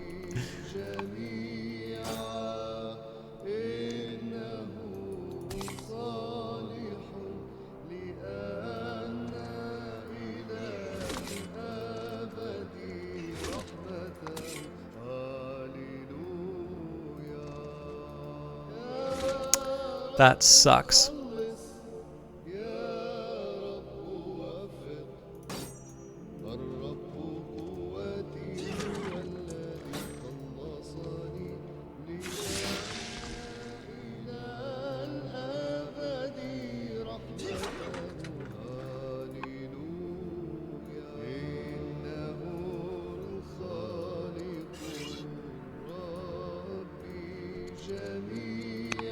So I think it's pretty clear that I'm going to need some reinforcements.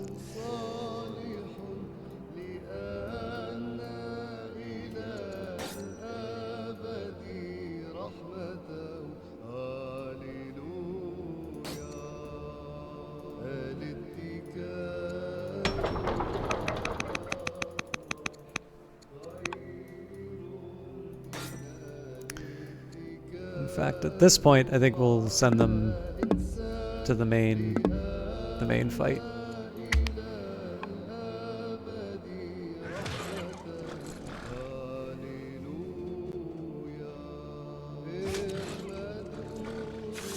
Yeah, that wasn't a huge surprise. That's just annoying. Oh my god, we lost another one.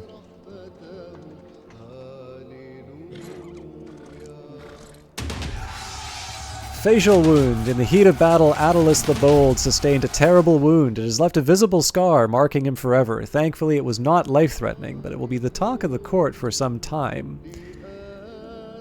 Build a monument to dignify his sacrifice, even though we really can't afford it.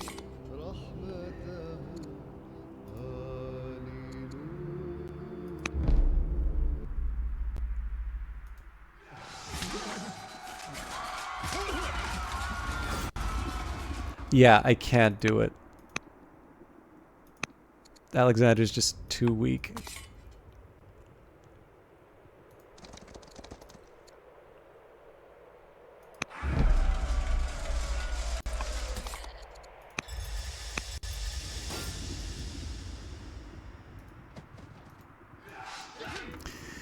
All right, let's see if we can clean up the mess.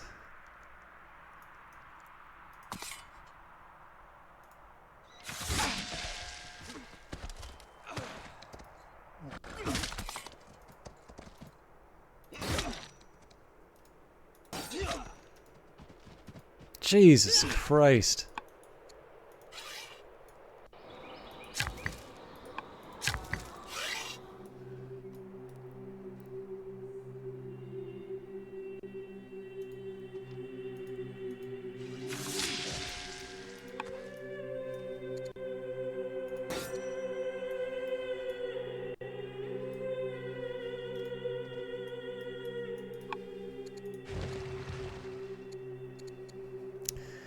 I'm going to skip over this one for now. This one I think I'm just going to put on sleep. Okay, we definitely need to put down some walls for these guys. We're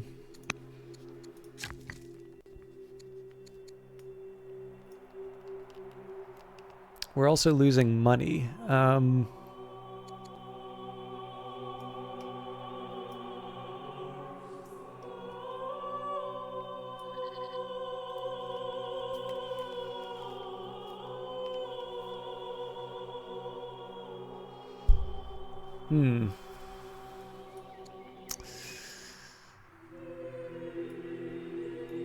Tricky.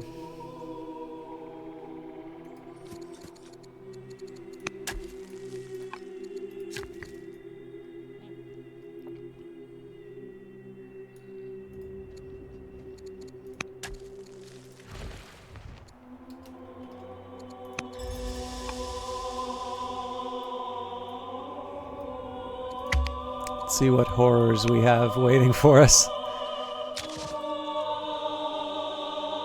Interesting. Now, presumably they're doing this because they think they can kill it. They went pretty hard to get that kill. I wonder if I can... You have a new illegitimate daughter, Hidna. Mercenary chariots. A mercenary band of chariots has arrived in the capital, offering its allegiance for a price. How shall we respond? I'll pay. We do need reinforcements, so... Okay, let's see if I can make something out of this. So one problem here... The route's good and all, but... It doesn't really translate into a big gain here. Okay, we get to kill it, so...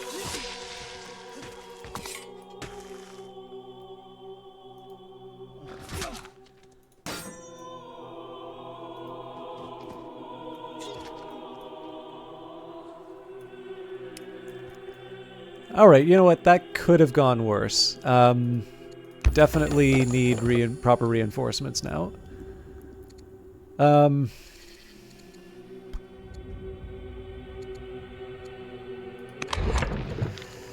Freedom or slavery? Freedom, we need the money.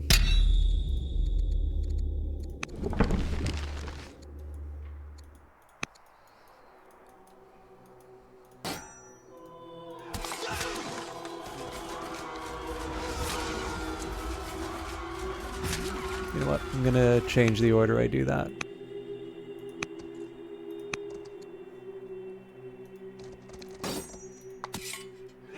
So this is going to knock down the walls no matter what. This at least lets me put some damage on the main unit.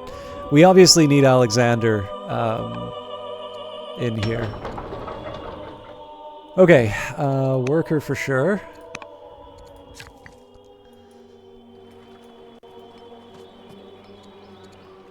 I'm not sure if it's all that wise to build a lumber mill beside Alexandria, but there it is. Looks like we could still use iron, so I'm going to build that on the hill. And we're going to try and put as many people as we can on the front lines.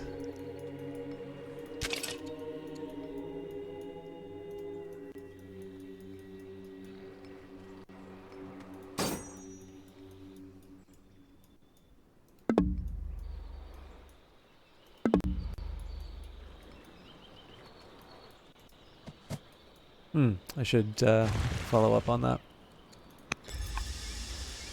Okay, well the good news is we definitely have a lot of orders now. At what cost?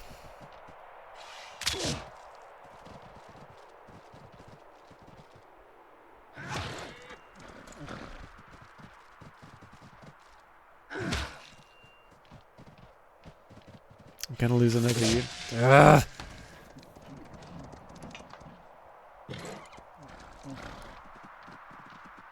That's a lot of units I'm losing.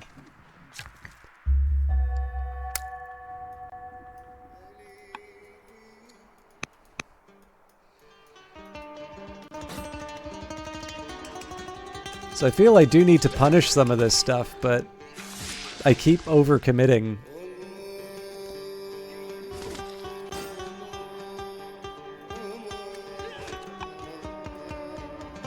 It's like all we really got for that is one unit.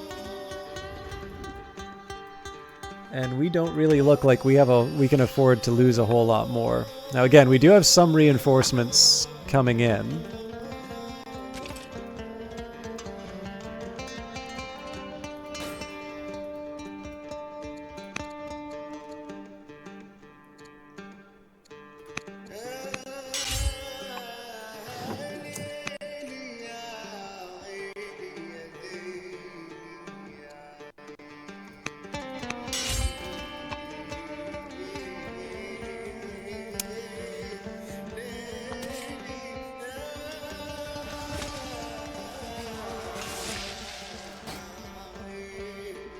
I think what I'm going to do here is we'll move this unit up to heal, and then we can swap out with Alexander next.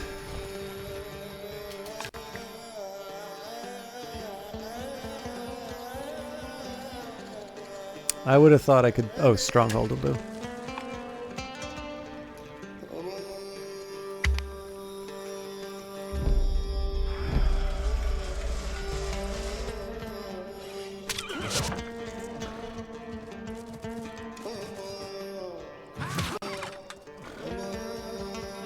I wasn't quite expecting this, but this might actually work out for me. If it pulled the attention away from these units here, I might be able to work my way out of this problem. Rumors swirl through the court that bones of a great beast of the gods were unearthed in a quarry not far from this place. Your curiosity gets the best of you, so we arrange a visit to the quarry. Seeing the bones, you declare that they belong to a dragon, which inspires new recruits to join the army, a cloud serpent, and you order chariots to escort it home. An axeman and a... I think I'm still going to go for the chariot.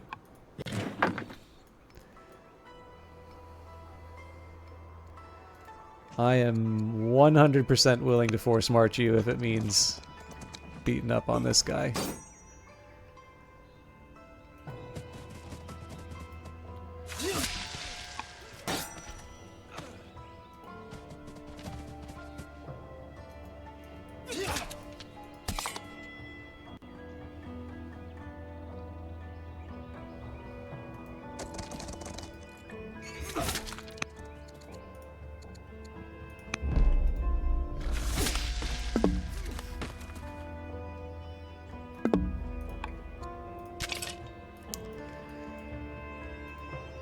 Alright, we're not completely sunk.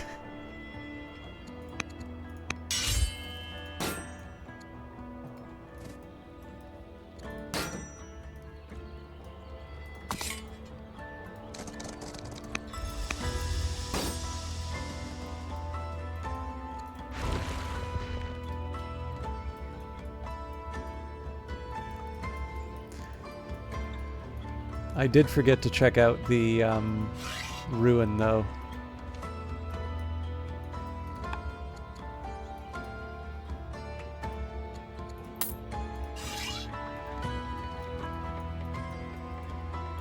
Alright, let's see what the next turn brings. Ugh. I don't feel good about that.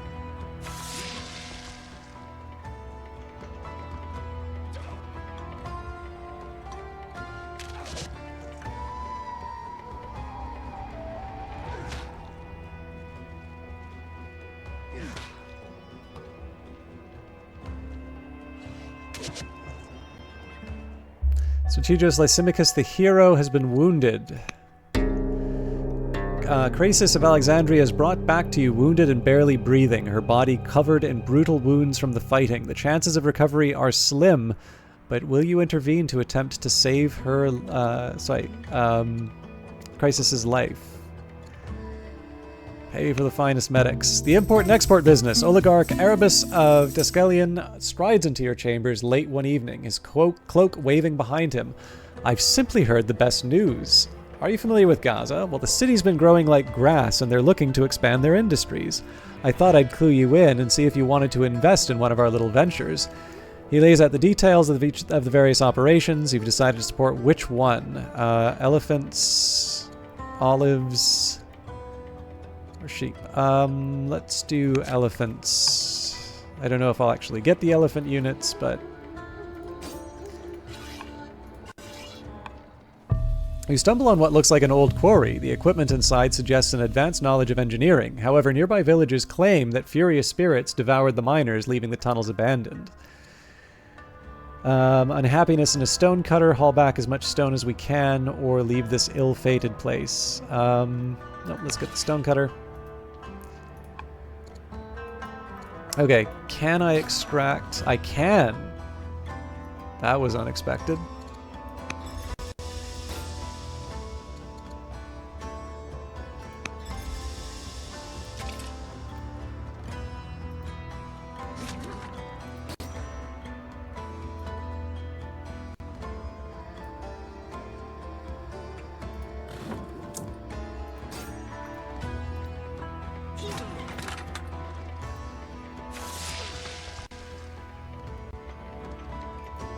This is probably me overcommitting again, but I did have a chance to kill a unit and save my spear, so I'm gonna move this archer up to something a little closer to home.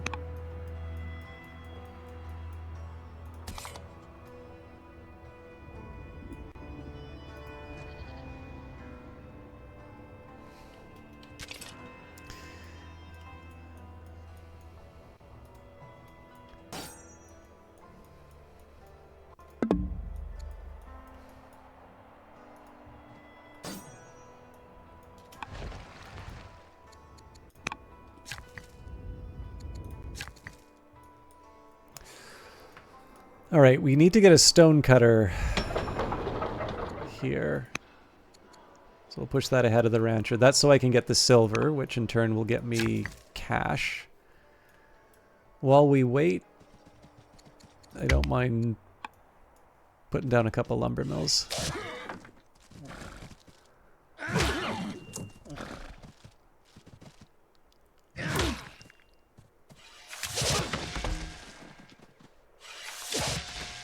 Ah, sadness all around.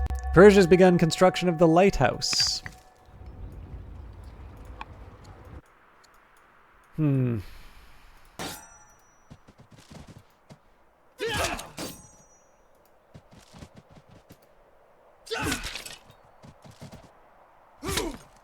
Are you kidding me? Oh, right, because it's got one of those, like, super generals on it.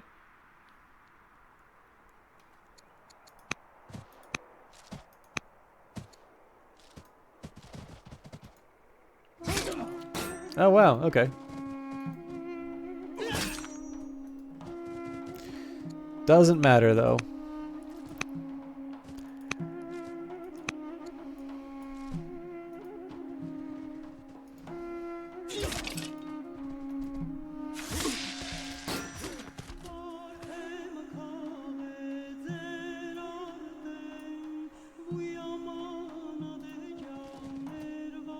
So I realize I'm putting myself at a fair amount of risk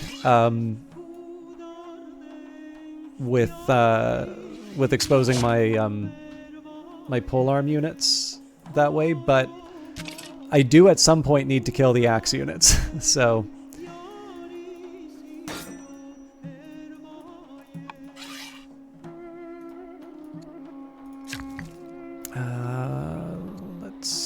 yeah,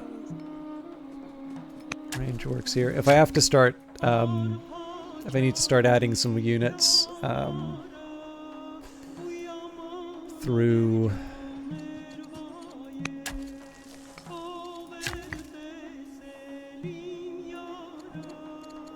through building them at the cities, I'm not above doing that. It's one of the reasons I'm investing so much in mines.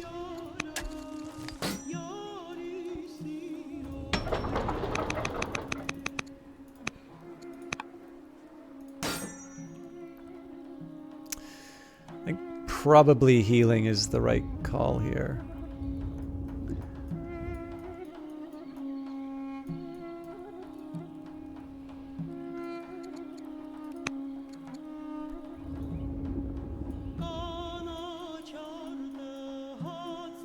Oh, that's the... Alright. It's off on a wild goose chase.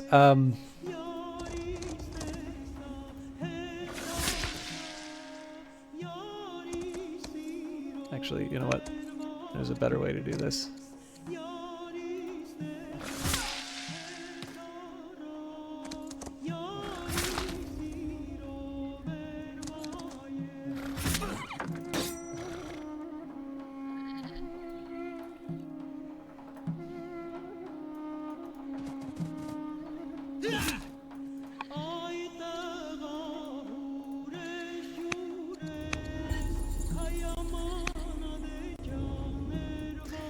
Okay, let's see the horribleness that happens up here.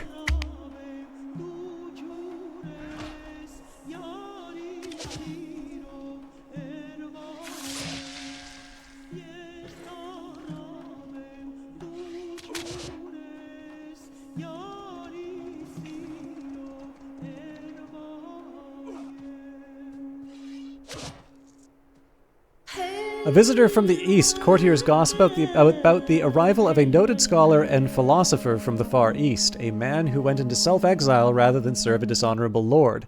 This foreigner, Confucius, has asked for an audience with you. He wishes to expound on subjects of politics and morality. His ideas seem strange, but powerful. Let's say... invite him to stay as part of the Greek court. All right. See if I can keep this guy alive. This is welcome. I might have lost this unit doing that, but I am actually willing to pay up for a force march in this case.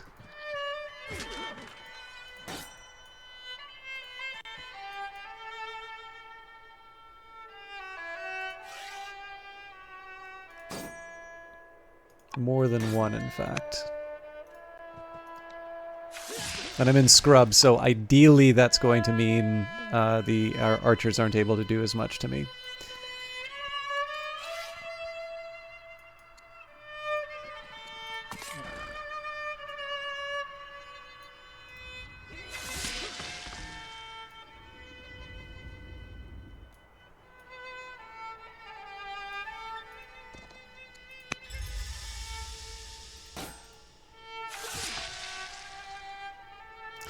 This guy's going to be heading to the front line soon.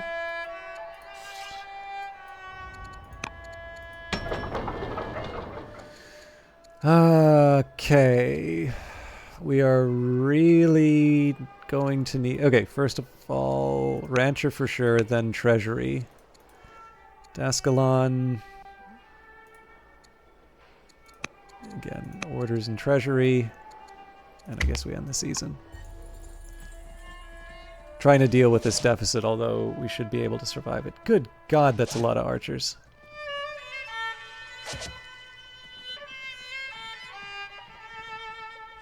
I mean, maybe would have survived if they didn't have the crit. Nah, there's two archer units that... Now, we should actually be able to clear these guys out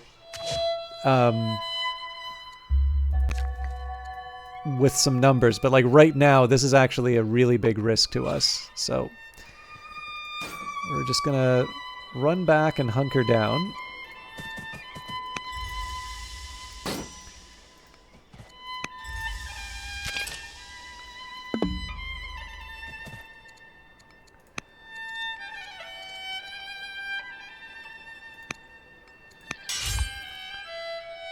I'm actually going to take a minute here and see if I can appoint any governors while...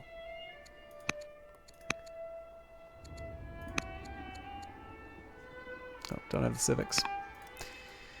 Okay, while we're at it...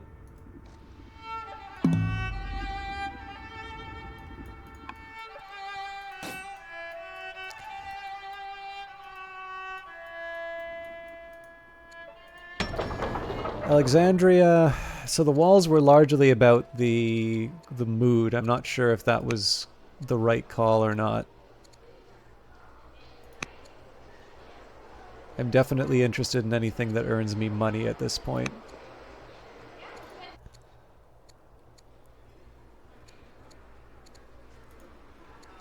Gold.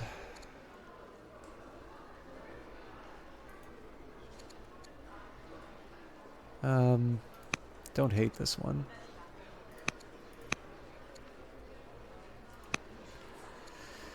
Is there any place I need to expand the borders? Not really.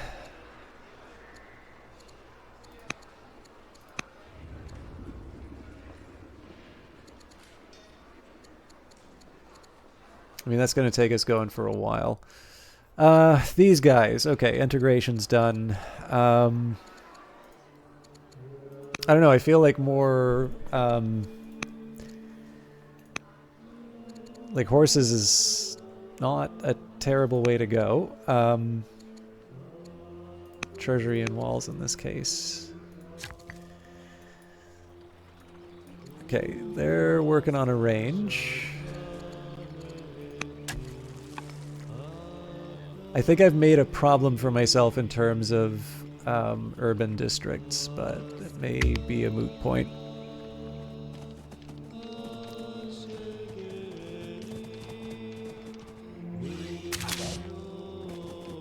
This will be interesting. Man, they don't feel scared at all.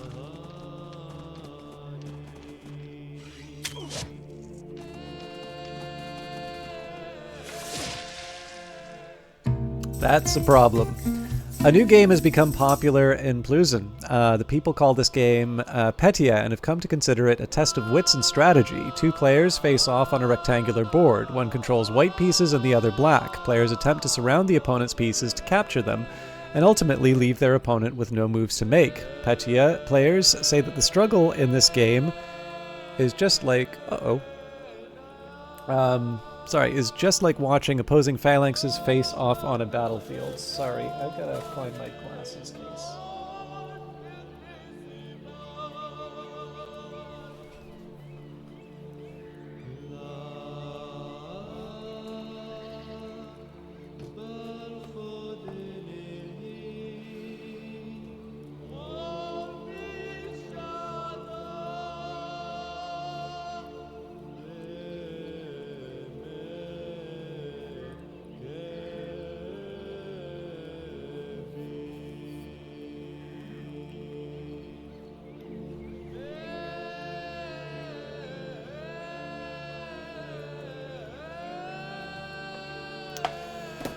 Okay, petty players say that the struggle of the game is just like watching opposing phalanxes face off on a battlefield.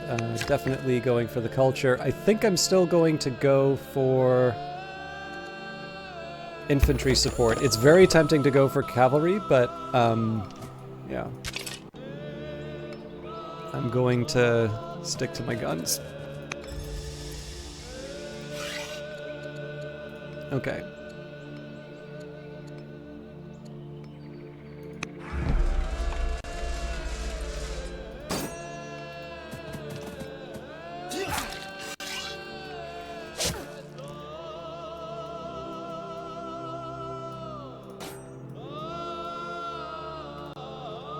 Okay, I don't mind if I have to force march if it means that I could get to do more damage on this guy.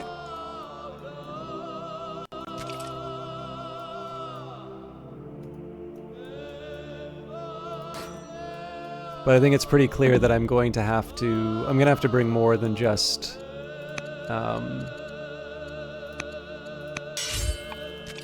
what I get every few turns.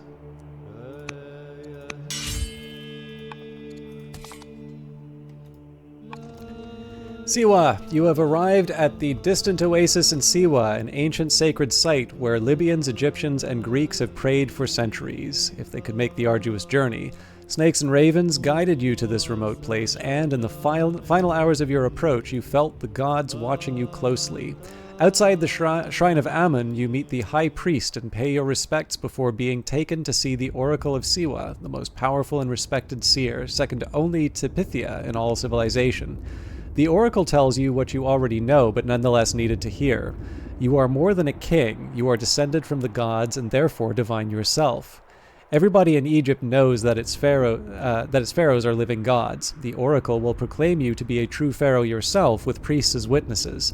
From this day, you are more than a king, more than a conqueror. You are a pharaoh, a divine being who walks the earth to rule. Egypt is now yours, and to commemorate this, you order the construction of a new city in the mouth of the Nile, named after the greatest pharaoh ever. I do like this convention here. This is my purpose. All right.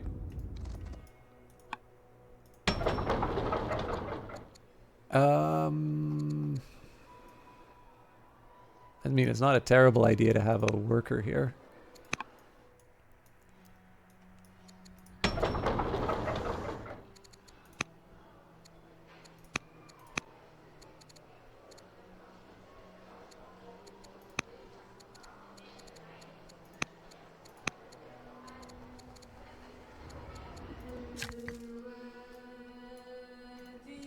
Okay, definitely need to get the money going.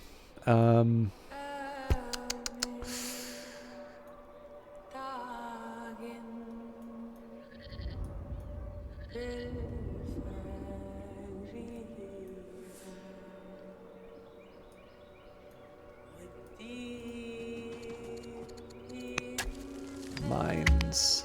No! Damn it! I wanted to do something with Alexander.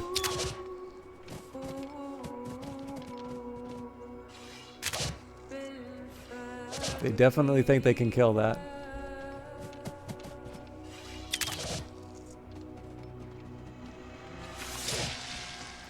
They thought correctly.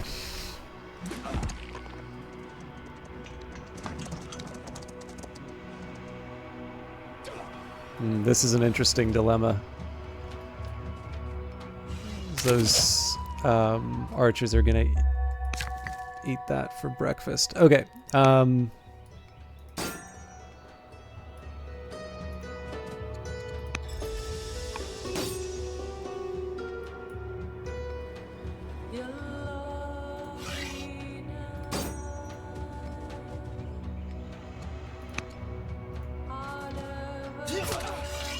By hook or by crook.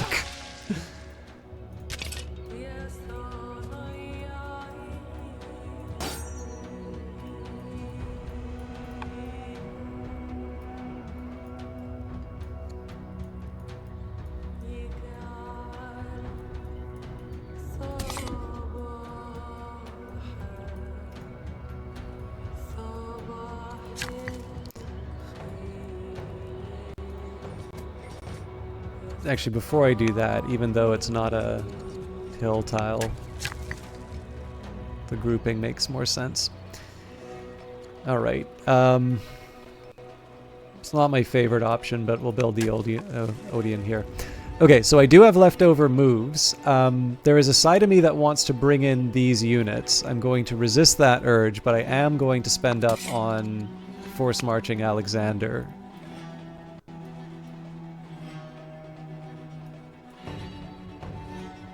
Oh, that's great.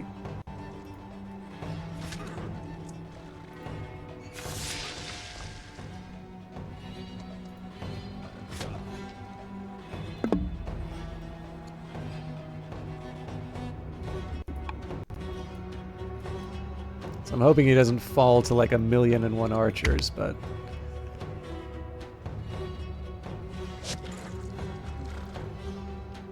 Well, they're gonna try.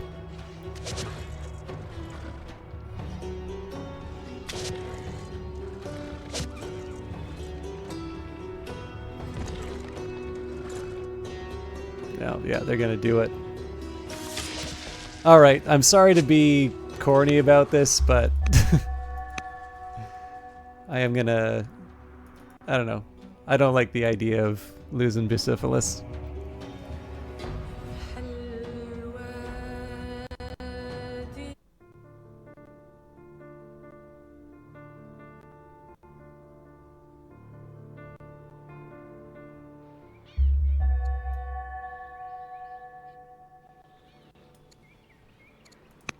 I'm actually gonna have to load that at 4.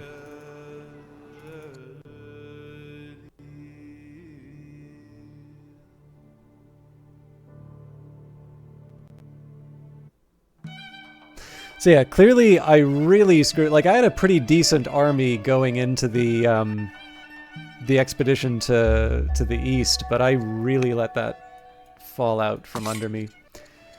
One nice thing though is I can force march and move Alexander a bit closer to the action.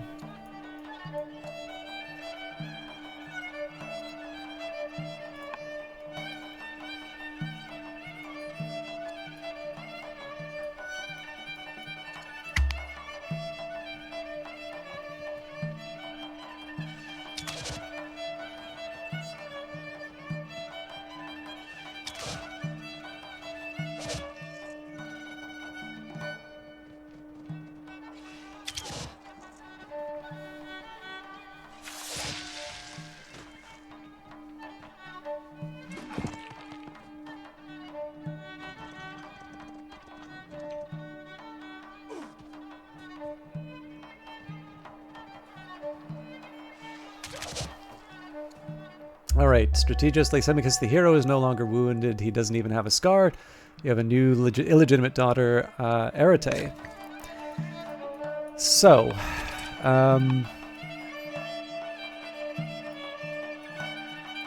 I have thoughts.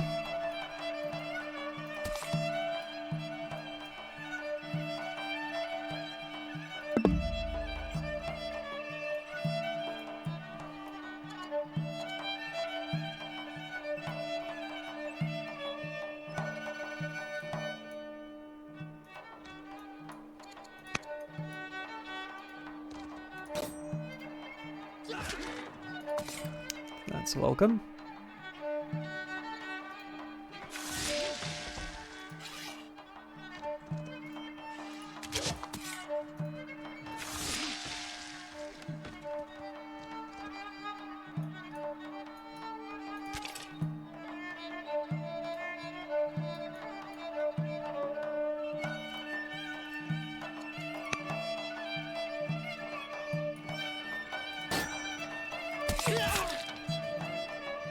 I need that to be stronger than it was.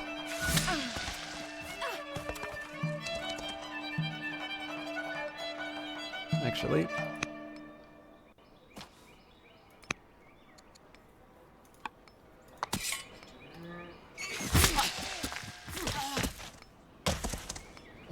This is my chance to finally do some of this routing nonsense that makes me so mad. Ah!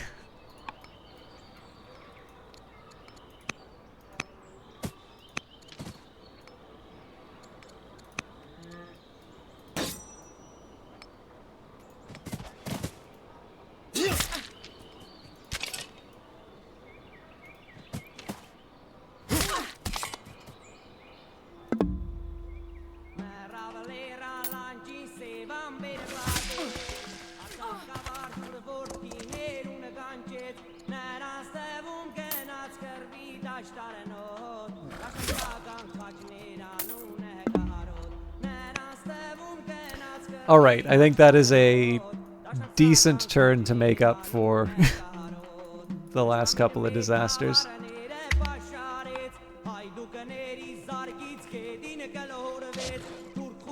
If nothing else, we can sort of rebuild the force off of this. The mysterious sword. A poor elderly farmer comes to court bearing a blade of unusual metal covered in exotic designs.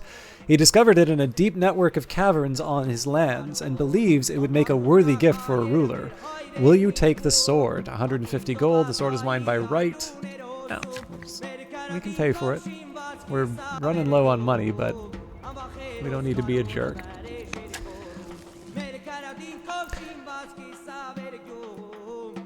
Okay.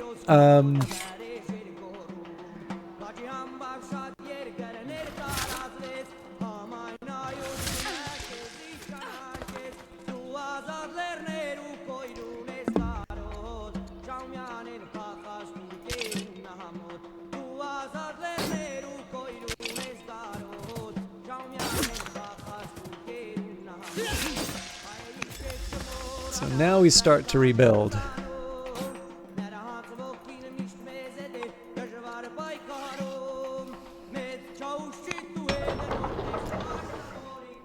What do we do with you? So you're integrated. I think orders are the first thing I want, then we can talk about workers.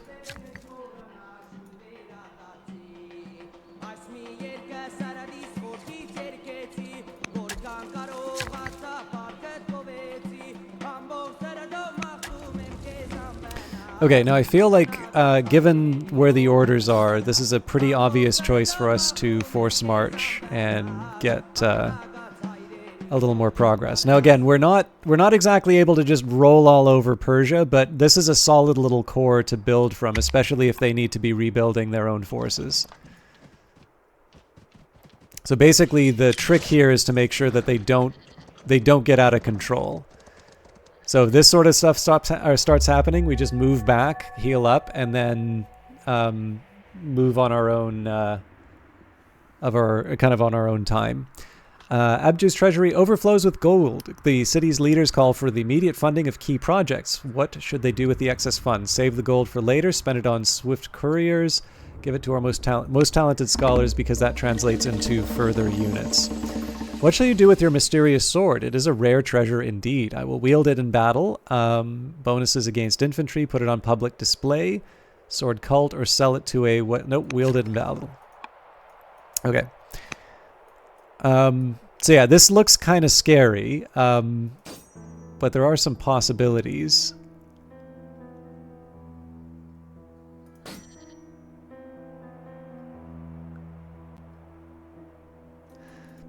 Yeah, you know what? We're just going to go a respectful distance away.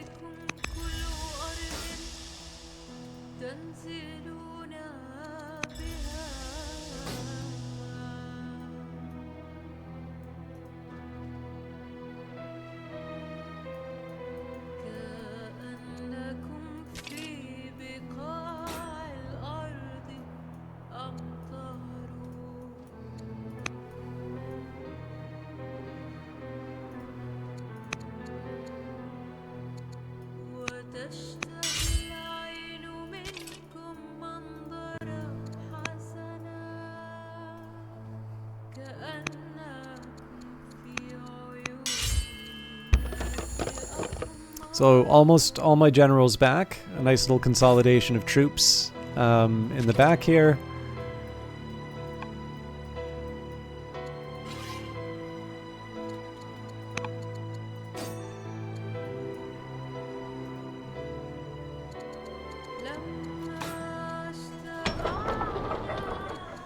All right. Still working on that, huh? Treasury it is then.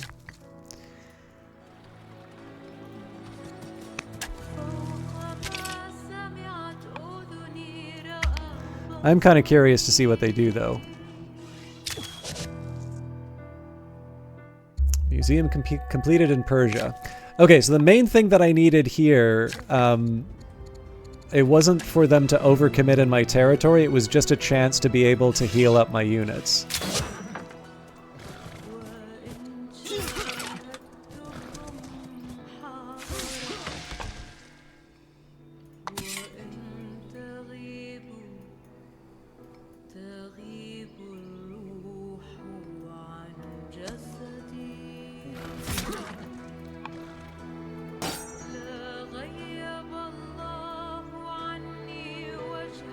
I hate this ability so much.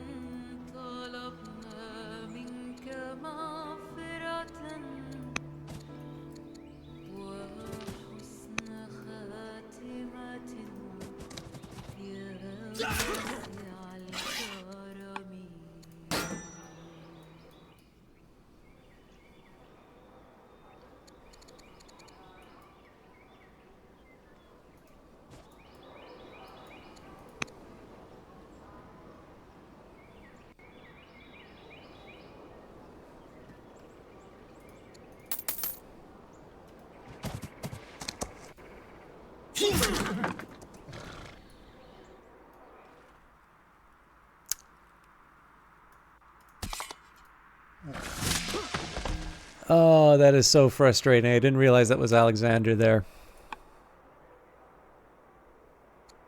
Oh well, we'll see how the turn turns out. So what I wanted to try and do is just lock down most of the enemy units.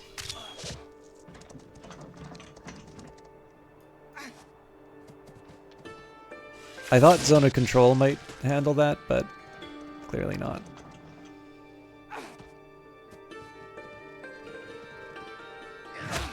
Okay, this is going to get a little scary, but... An ignominious wound. Strategos Hephaestion the Tactician is in the habit of leading from the front, which is brave, but at times perhaps a bit unwise. In a recent battle, as he turned to shout orders to those under his command, he was struck in the back of the thigh and badly wounded. Sadly, the wound was not the only injury. Though the wound was clearly on the upper portion of the back of his thigh, it was near enough to the buttocks that hit in the butt was listed as the formal description of the wound in battle reports. So, Strategos Hephaestion the Tactician bears the wound with pride and good-naturedly, even sharing in the jokes, or grumbles incessantly about it, but continues to lead with honor more courageously than ever. We'll make him a grump.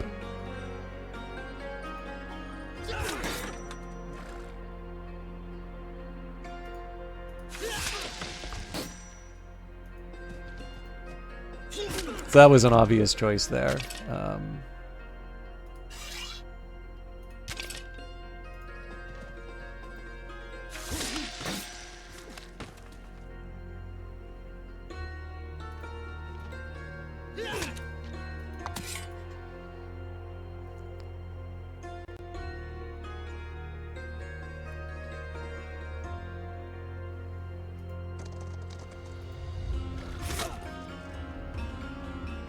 Well, that would have been...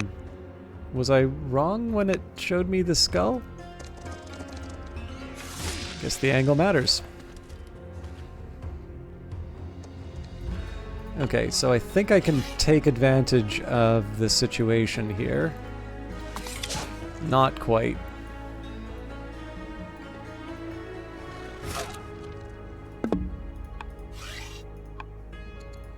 Courtly drama. Stories of a talented young dramatist have taken Waset by storm. Our advisors suggest that you grant him an audience. With much flattery, the writer asks if he may have the honor of creating a performance dramatizing your heroic feats. Yes, but it must be a tragedy. Yes, but it must be a comedy. My glory cannot be captured in mortal works. Make it a tragedy. All right.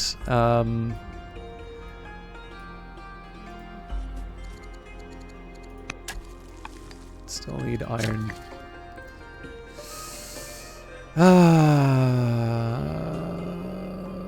We could use the wood as well. I'm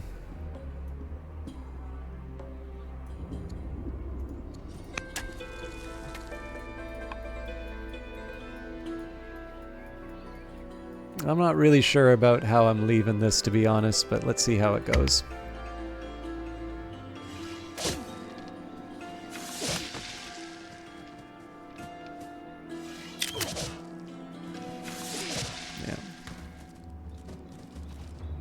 I mean, it's not catastrophic, but still not great. Scared to take risks or even make mistakes, General Simon of Abju has become timid. A small group of naturalists near Tyre have been felling trees and carving timber into usable wood for the city. They are requesting that an area of forest near the city be allocated for a permanent lumber mill where trees can be selectively harvested. Sounds swell. Incorporate their methods. Nope, sounds swell. It had come to our attention that Governor Ada the Diplomat, governor of Alexandria, has a revelation about her experiences as a leader. How should she find more insights? Listen closely to political advisors or seek knowledge from books and scholars. We need money. More infantry. Okay, let's get war matters taken care of.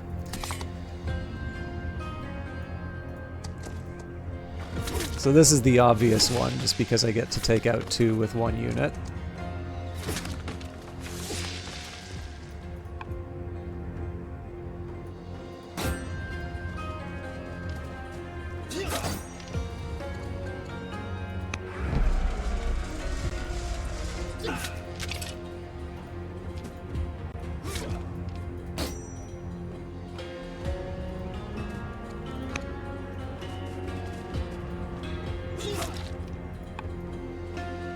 This may be a bigger risk than I should take, but...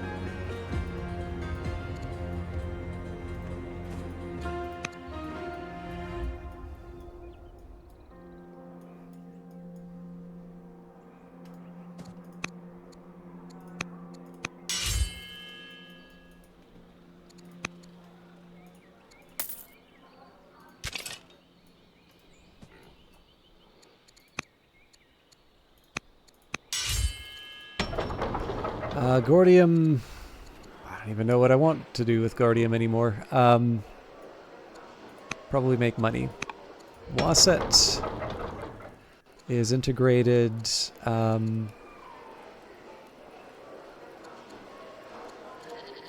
Probably Treasury first. Worker done in Alexandria. We won't use it though. We have other things to do.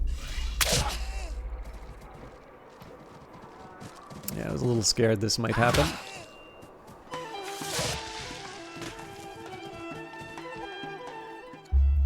Argead rebels, angry with your rule of Alexandria, have formed an archer near the city.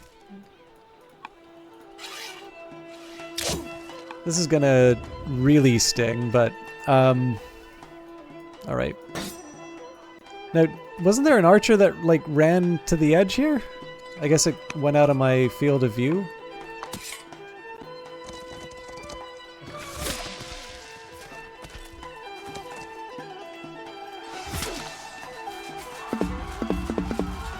I feel like with the route I should still get 1 more attack, but...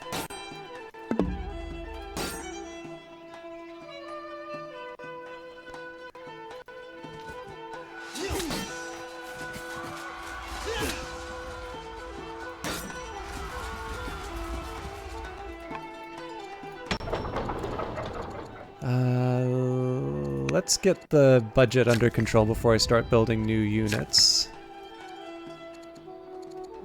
You need to heal. They build slower if they're not healed, so... I don't hate the idea of a garrison, but I think it's better suited to... Interesting.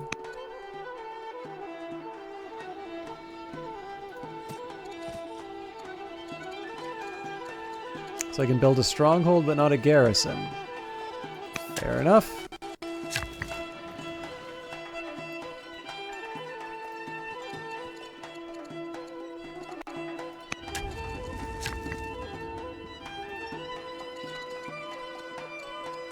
I don't know where to put the courthouse. I guess here?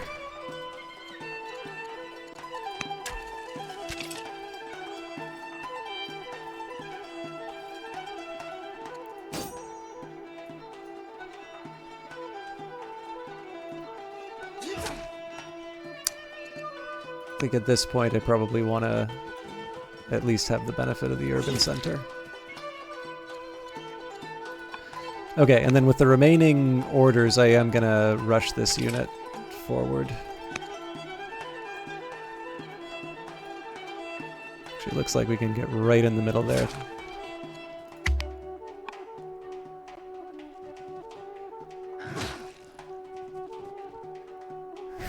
Surprise! Oh my god, how many of these things are there?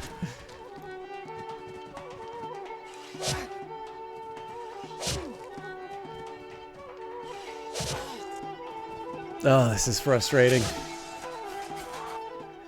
The fallen banner. After the fighting is done, the few survivors under Strategos Seleucus slink back to the capital. They bring reports that their banner was lost in the battle, despite Seleucus surviving General Simon of Abju. Strict even for a general, demands that Seleucus should be publicly denounced for letting the banner fall, but the defeated leader was carried from the battle after an early arrow pierces armor. Berate him or encourage him... Yeah, he'll have a chance to redeem himself. Okay. I need to try and not have the Persian campaign completely fall apart. So, there is a very specific set of things that I want to do here. I don't care what it costs. We are charging ahead.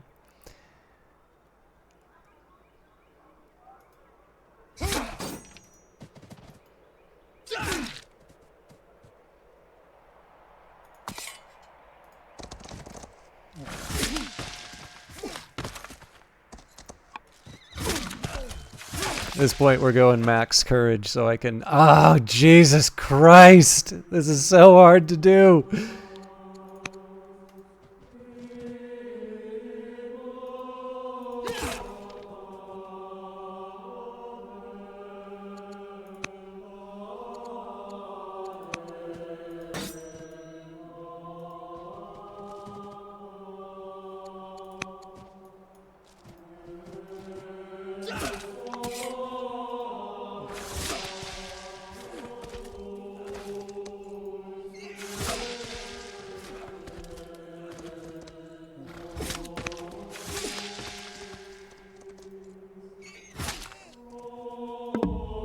Nope, wrong one. And I don't get to move? I don't think I used my 2 attacks on that. Problem is I lose Bucephalus, and I've kind of already shown that I'm not willing to do that. Wow, I lost a lot.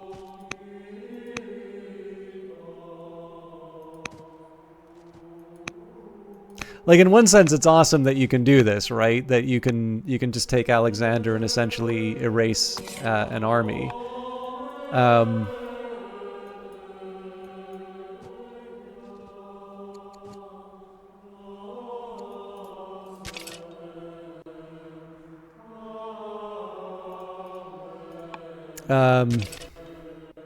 But yeah, the fact that, like, the end result is...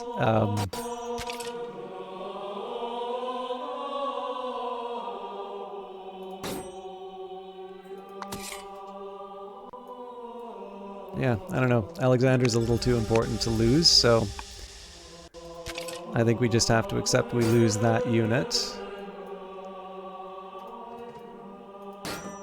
And we move people back.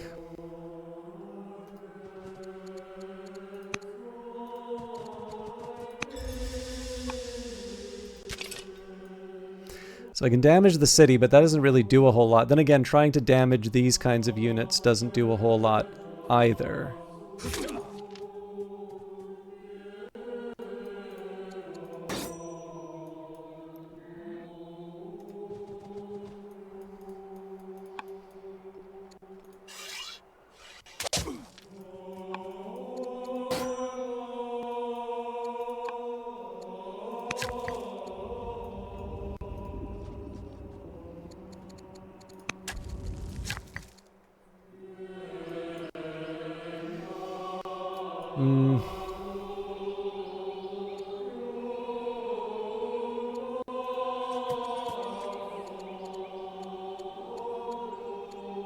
We already have barracks. All right.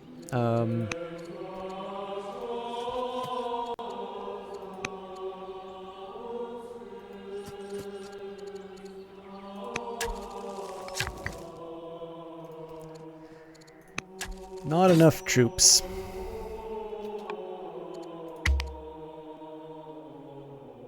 But I'm not necessarily making that any easier for myself the way that I'm playing right now. I'm investing in infrastructure, but I'm not necessarily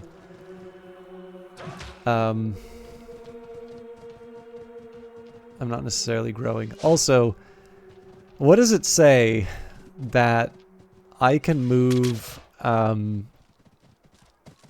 what does it say that I can move my units back to my borders, and I am so overwhelmed that that doesn't actually mean that they feel safe. Part of it is the game is just very, very good at calculating a good way to sort of ruin you. It is actually my one sort of gripe with the game, in that, you know, I try not to be too much of a sore loser. Your mileage may vary, I suppose. But it can definitely be tough. Like just seeing seeing you get completely overwhelmed by the AI. Like I very, very often feel completely outmatched. And it's not always a very good feeling.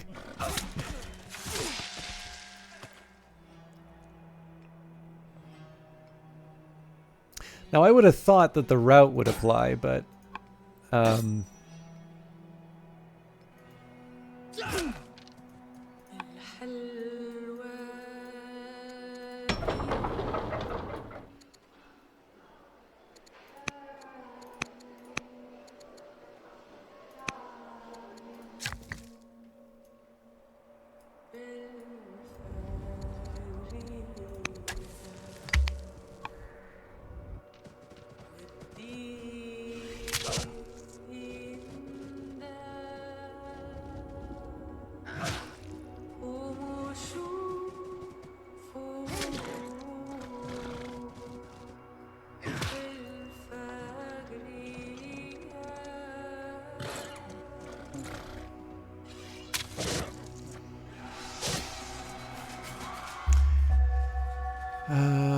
okay, the tire one's going to be a hard. A young poetess versed in the art of reciting epics has appeared in court asking for our patronage. What shall we tell her?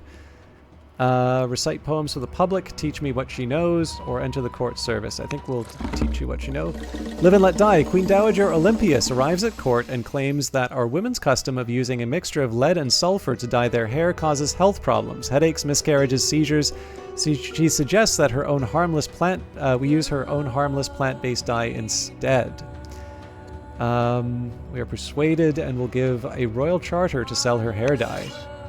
Again, we need more bodies for our disastrous campaign.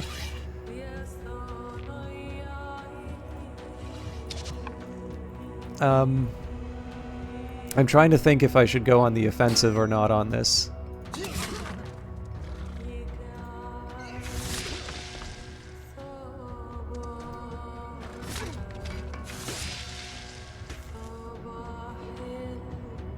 Yeah, see, this doesn't really count, so...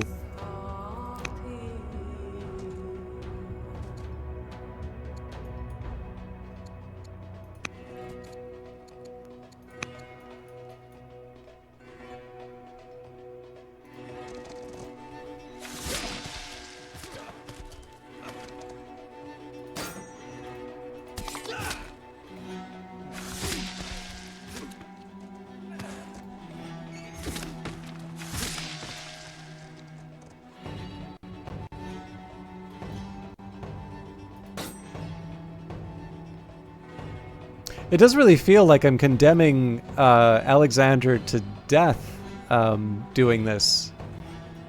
I'm still having a little trouble figuring out exactly how the mechanic... like, in the end, I just sort of feel like I get all of those routes, but I don't get my second attack as Alexander, which is not so good.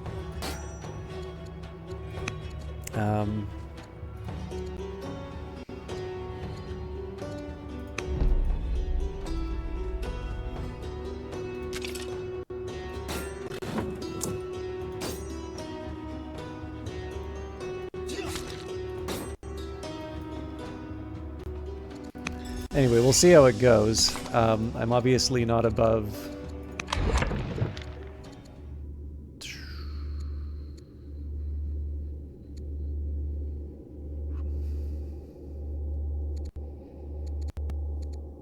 think the legal code is actually kind of tempting for the civics.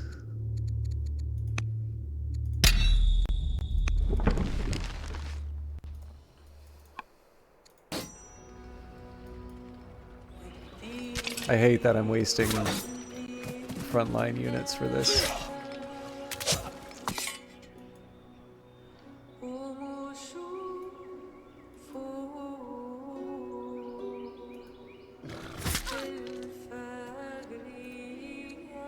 So yeah, I mean, I'm not gonna lie. I'm pretty sure Bucephalus dies, and I'll just wind up resetting next turn, but...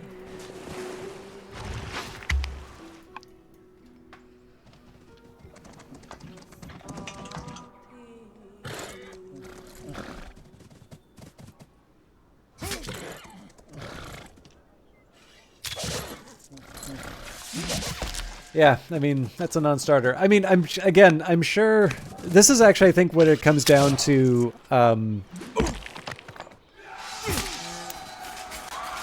This is where it... Or, sorry, it should be 3. Hey, Tiberiosity, thank you very much for the raid. I'm sorry to say I'm probably wrapping up pretty soon. I also don't think anybody has been watching. So... but I appreciate everybody coming by. What were you playing?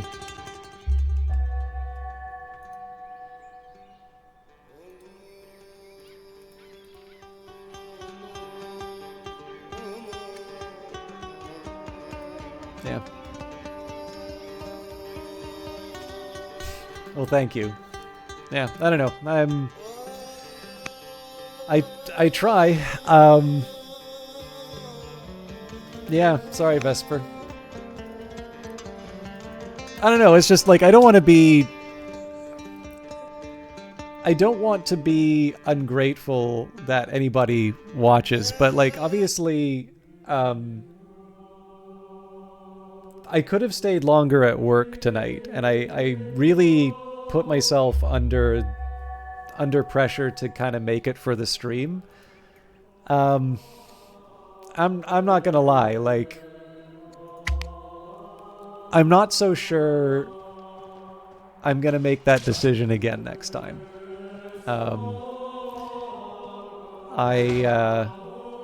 You know, if people aren't gonna watch, you know, I'm not owed an audience, but on the other hand, there are other things I can spend my time on.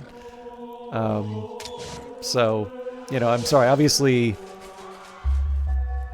people are going to show up when they show up, but I'm already going to have a tough time tomorrow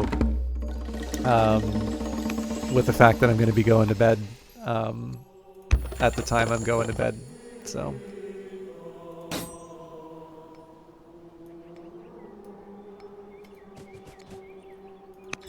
in any case, I realize that isn't the most fun thing to come into a stream on. So thank you very much, Tiberiosity and the Final Fantasy fans. I do appreciate the host, even if it doesn't sound like it based on my complaining.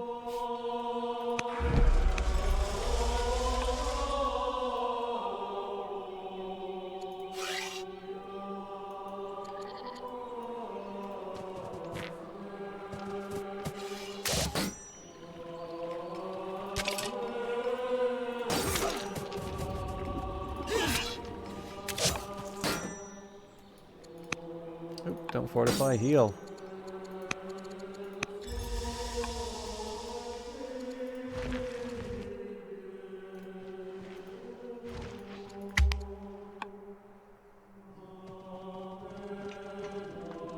So obviously the hope is that we can catch up with these guys and hurt them.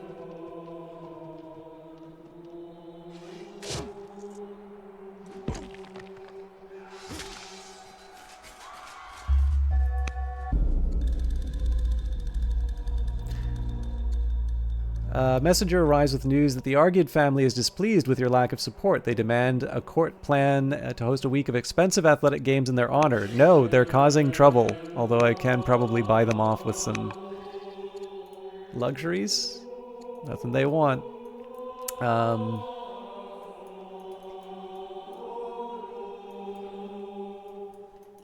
Clearly I need to do something about the rebels, though. Like, I really let this get out of control.